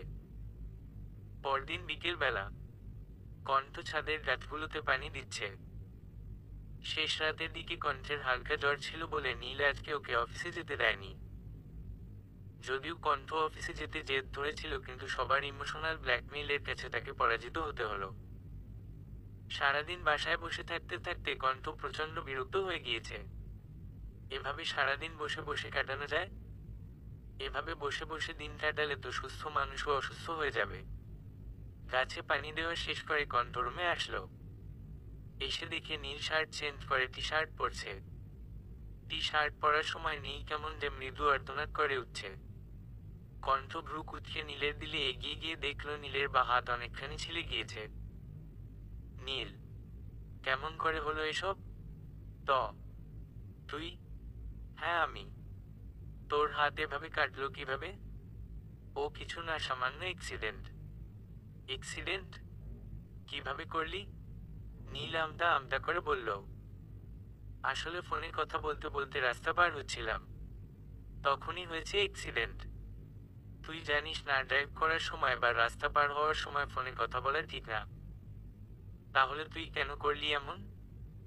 দেখেছিস কতখানি কেটে গিয়েছে। ঈশ্বর, কি অবস্থা হয়েছে হাতের? কই কি অবস্থা হয়েছে? অল্পই তো। এটা অল্প? আর কোথায় ব্যথা পেয়েছিস দেখি। টি শার্ট খোল। নীল 2 হাত বুকের উপর আড়াআড়ি ভাবে রেখে বলল, ছি কণ্ঠ, তুই এমন? আমি কখনো ভাবি নাই তুই এমন আচরণ করবি আমার সাথে। কণ্ঠ ভ্রু কুঁচকে তাকালো নীলের দিকে। সে আসলে বোঝার চেষ্টা করছে সে কেমন। কেমন আমি? তুই অত্যন্ত লুসু মনের একজন মহিলা। কণ্ঠ এবার বোকার মতো তাকালো। আমার মতন একটা অবলা নিরীহ নিষ্পাপ ছেলেকে একা পেয়েও তুই আমার সুযোগ নিতে চাচ্ছিস? কণ্ঠ নীলের কথা কটমট দৃষ্টিতে তাকালো তার দিকে। নীল একটা মেকি হাসি দিল। পুরুষ মানুষ যতই শক্তিশালী হোক না কেন সে তিনটা নারীর কাছে চিরকাল পরাজিত। মা, বউ, আর মেয়ে। কণ্ঠ নীলের পুরো বডি সচেতন চোখে পরখ করে নিল আর কোথাও ব্যথা ট্যাথা পেয়েছে কিনা। তারপর হাতের ক্ষতস্থান সেভলন দিয়ে পরিষ্কার করে সুন্দর করে ব্যান্ডেজ করে দিল। আমি খাবার আনছি, খাবার খেয়ে মেডিসিন খেয়ে নিবি। আর একটা বাড়তি কথা যদি বলিস মায়ের একটা মাটিতে পড়বে নাই আমি বলে দিলাম। নীল আর কোনো তেরামি না করে সুন্দর করে খাবার খেয়ে নিল, সাথে ঔষধও। যেহেতু সে বেশি ব্যথা পায়নি তাই চিন্তারও তেমন কিছু নেই। 2 দিনে ক্ষত শুকিয়ে যাবে। 7 দিন পর। দেখতে দেখতে চলে গেল 7 দিন। এই 7 দিনে নীল কণ্ঠকে জ্বালিয়েছে প্রচুর। নীল আর কণ্ঠের সম্পর্ক স্বাভাবিক হয়ে গিয়েছে। এর সম্পূর্ণ ক্রেডিট অবশ্য নীলের। সেই তাদের সম্পর্কটাকে নতুন একটা পরিচয় দিয়েছে। এখন তাদের মধ্যে সব ঠিকঠাক, কিন্তু কেউ কাউকে তুমি বলে সম্বোধন করতে পারে না। তবে তারা চেষ্টা করছে। এতদিনের অভ্যাস কি আর 7 দিনে যায়? রাফাতকে আজ হাসপাতাল থেকে রিলিজ করে দেওয়া হয়েছে। সে এখন সুস্থ, তবে দুর্বলতা আছে কিছু। ডাক্তার বলেছে প্যারালাইজ থাকার কারণে এই দুর্বলতা, তবে তা প্রখর নয়। কণ্ঠ অফিসে আসার পথে রাফাতকে দেখে এসেছে, আর শৈবালকে বলে দিয়েছে রাফাতকে বাড়ি পৌঁছে দিয়ে আসতে, আর রাফাতের যেন কোনো অসুবিধা না হয় তা এনশিওর করতে। কণ্ঠ নিজের কেবিনে বসে ল্যাপটপে কাজ করছে। তখন হন্তদন্ত হয়ে তার কেবিনে রিশা প্রবেশ করল। ম্যাম। এ কি রিশা, তুমি হাঁপাচ্ছ কেন? কি হয়েছে? ম্যাম নীরা। নীরা? কি হয়েছে নীরার? ম্যাম নীরা পালিয়ে গেছে। কণ্ঠ কিছুক্ষণ নিশ্চুপ রইল, অতঃপর রিশাকে বলল নিজের কেবিনে যেতে। রিশাও কোনো কথা না বলে চলে গেল, কারণ এখন হয়তো কণ্ঠের মাথা গরম হয়ে যাবে। আর হিংস্র বাঘিনীর সামনে যত কম আসা যায় ততই মঙ্গল। রিশা চলে যাওয়ার মিনিট 2 বাদে কণ্ঠের ফোনে কল আসলো। কণ্ঠ ফোনটা কানে ধরে কয়েকটা জোরে নিঃশ্বাস নিল, অতঃপর বিনা বাক্যে ফোনটা কেটে দিল। ল্যাপটপটা শাটডাউন করে কণ্ঠ অফিস থেকে বেরিয়ে আসলো। আজকে সে নিজের মাকে অনেক মিস করছে। কণ্ঠ অফিস থেকে বেরিয়ে সোজা মায়ের কবরের কাছে গেল। মায়ের কবরের পাশে কিছুক্ষণ সময় কাটিয়ে এসে বাসায় চলে আসলো। কিছুই ভালো লাগছে না তার। মাথাটা ফাঁকা ফাঁকা লাগছে, সেই সাথে ভয়। মূল্যবান কিছু হারানোর ভয়। সন্ধ্যা তখনও হয়নি। কণ্ঠ উদাস মনে বারান্দায় দাঁড়িয়ে আছে। যদিও তার মতন শক্ত মেয়ের উদাসীনতা মানায় না, তবুও আছে উদাস। তার দৃষ্টি বিশাল আকাশে। আকাশে মেঘ জমেছে, সেই সাথে মেঘ জমেছে তার মনেও। কণ্ঠ যখন উদাস চিত্তে মেঘলা আকাশ দেখতে ব্যস্ত তখন গেট দিয়ে প্রবেশ করে নীলের গাড়ি। চুল আর শার্ট এলোমেলো হয়ে আছে। শার্টের এক হাতা কোনই অবধি গোটানো আর এক হাতা কবজি পর্যন্ত আছে। নীল রুমে এসে দেখল কণ্ঠ রুমে নেই। সে চেঁচিয়ে কণ্ঠকে ডাকল। কণ্ঠ ছোট ছোট কদম ফেলে রুমে আসলো। নীলের চোখ দুটো অস্বাভাবিক লাল হয়ে আছে। কণ্ঠ আলতো কণ্ঠে জিজ্ঞেস করল, নীল, তুই কি রেগে আছিস? নীল এবার কণ্ঠের দিকে পূর্ণ দৃষ্টি নিক্ষেপ করল। না, সমস্যা নাই, তুই রাগ কর। রাগ কি আমার বাপ দাদার সম্পত্তি নাকি সে তুই হতে পারবি না? নীল ফোঁস ফোঁস করে কয়েকটা নিঃশ্বাস ফেলল। আমার জন্য 1 কাপ চা নিয়ে আয়। কিন্তু তুই তো চা। কণ্ঠকে কিছু বলতে না নিয়ে নীল খুব জোরে কণ্ঠের নাকে কামড় বসালো। কিক্ষণ ছেড়ে দিল। কি করলি তুই? আমার নাকে কেন কামড় দিলি? চা নিয়ে আয়, তারপর বলছি। কণ্ঠ কোনো কথা না রান্নাঘরে চলে যায়। মিনিট 2 বাদে সে চা নিয়ে ফিরে আসে। নীল ততক্ষণে চেঞ্জ করে নিয়েছে। কণ্ঠ চায়ের কাপটা এসে ঠাস করে সেন্টার টেবিলে রাখল। নীল ভ্রু কুঁচকে তাকালো কণ্ঠের দিকে। সেন্টার টেবিল থেকে চায়ের কাপটা নিয়ে তাতে চুমুক দিয়ে বললে, জানিস আজ আমার অফিসে নীরা নাকিরা যে ওটা এসেছিল? ইটস নীরা। তো আমার শ্বশুরের কি? জানিস ওই বেয়াদব মেয়ে কি বলে? কণ্ঠের ভয় এবার গাঢ় হলো। তাহলে কি তার আর নীলের সম্পর্কের সমাপ্তি এখানেই? কণ্ঠ ভয়ে ভয়ে নীলকে জিজ্ঞেস করলো, কি বলে? বলে বিয়ের দিন তুই নাকি ওকে কিডন্যাপ করেছিলিস, আর এতদিন নাকি ও তোর এখানে বন্দি ছিল। তা তুই কি বললি? বলিনি, শুধু করেছি। কি করেছিস? ঠাড় দিয়ে দুটো থাপ্পড় দিয়েছি ওই বেয়াদবটাকে। কণ্ঠ অবাক হয়ে জিজ্ঞেস করলো, মারলি কেন ওকে? আদর করার কথা ছিল নাকি? আরো তো দুটো দিতে ইচ্ছে করছিল। বেয়াদব মেয়ে মানুষ একটা, আসছে আমার সুখের সংসারে আগুন লাগাতে। কণ্ঠ নীলকে দেখছে, সে এক মনে চায়ের কাপে চুমুক দিচ্ছে আর নীরাকে বকছে। কণ্ঠ ভেবেছিল নীলকে সব সত্যিটা বলে দেবে, কিন্তু এখন সে নিজের সিদ্ধান্ত পরিবর্তন করলো। থাকুক না কিছু কথা অজানা, কিছু কথা গোপনে রেখে যদি জীবনে ভালো থাকা যায়, সুখে থাকা যায়, তাহলে তা গোপনে থাকাই শ্রেয়। 2 দিন পর কণ্ঠ আর নীল ছাদে বসে তারা দেখছে। কণ্ঠ নীলের কাঁধে মাথা দিয়ে রেখেছে। নীল এটা ওটা বলছে আর কণ্ঠ মন দিয়ে তা শুনছে। এমন সময় টুং করে কণ্ঠের ফোনে এসএমএস আসলো। কণ্ঠ দেখলে শৈবালের নম্বর থেকে এসএমএস। শৈবাল বলেছে নীরাকে ফ্লাইটে উঠিয়ে দেওয়া হয়েছে, কাতার যেতেই তার পাসপোর্ট নিয়ে নেওয়া হবে। কণ্ঠ যখন বলবে নীরার পাসপোর্ট, তখন তাকে দেওয়া হবে, আর তখনই সে দেশে আসতে পারবে। নীরার দেশ ছাড়ার খবর পেয়ে স্বস্তির নিঃশ্বাস ফেলে কণ্ঠ। এই মেয়ে একেবারে ঝেঁকে বসেছিল ঘাড়ের উপর। এখন সব শান্তি। জীবনের খাতা থেকে কেটে গেল অনেকগুলো দিন, অনেকগুলো বছর। অনেক কিছু পাল্টেছে, হয়েছে যোজন বিয়োজন। এক বিকেল বেলায় নীল আর কণ্ঠ বাগানে বসে গল্প করছে। এমন সময় তাদের দিকে দৌড়ে এলো 5 বছর বয়সী একটা বাচ্চা মেয়ে। দৌড় দেওয়ার সময় তার ঝুঁটির চুলগুলো কি সুন্দর হাওয়ায় দুলছিল। মা, এভাবে দৌড়ে কেন আসলে? যদি পড়ে গিয়ে ব্যথা পেতে? আমি অনেক স্ট্রং গার্ল, আর স্ট্রং গার্লরা কখনো ব্যথা পায় না। আচ্ছা, তা দৌড়াচ্ছিলে কেন? বাচ্চাটি চোখের সামনে ছোট ছোট চুলগুলো পেছনে সরিয়ে দিয়ে বলল, আমি আয়ানের মাথা ফাটিয়ে দিয়ে এসেছি। মেয়ের কথায় নেই কি বলে দাঁড়িয়ে পড়ল। তুমি আবারও এমন করেছো? বাবা তোমাকে মানা করেছে না এমন করতে। আমার কি দোষ? ও আমার চুলে টান দেয় কেন? চুলে টান দেয় বলে তুমি ওর মাথা ফাটিয়ে দিবা? ওর এত বড় সাহস, ও ফুলের চুল ধরে টানে। ওর তো ভাগ্য ভালো যে ওর মাথাটা কেটে ফেলিনি। বলেই হনহন করে বাচ্চাটি বাড়ির ভেতরে চলে গেল। অপরদিকে নীল মেয়ের যাওয়ার দিকে অসহায়ের মতন তাকিয়ে আছে। সামান্য চুল ধরে টান দেওয়ার অপরাধে এক নিরীহ নিষ্পাপ ছেলের মাথা ফাটিয়ে দিয়ে আসলে তার আদরে বা দরে পরিণত হওয়া একমাত্র মেয়ে। এই মেয়ে একদম মায়ের স্বভাব পেয়েছে। কথায় কথায় রেগে যায়, আর শুধু মারামারি করে। নীল একবার কণ্ঠের দিকে তাকালো।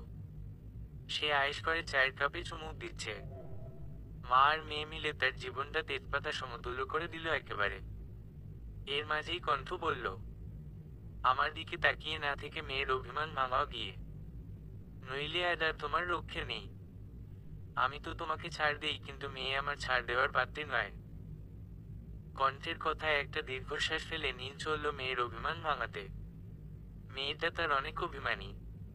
একটু কিছু হলেই বাবার উপর তার রাজ্যের অভিমান। নীল নিজের পরিবার নিয়ে সুখে আছে। সুখে আছে রাফাত আর নীরাও। সকলে সুখে থাকুক এই কামনা করে আমাদের নীলকণ্ঠের পরিসমাপ্তি সমাপ্ত।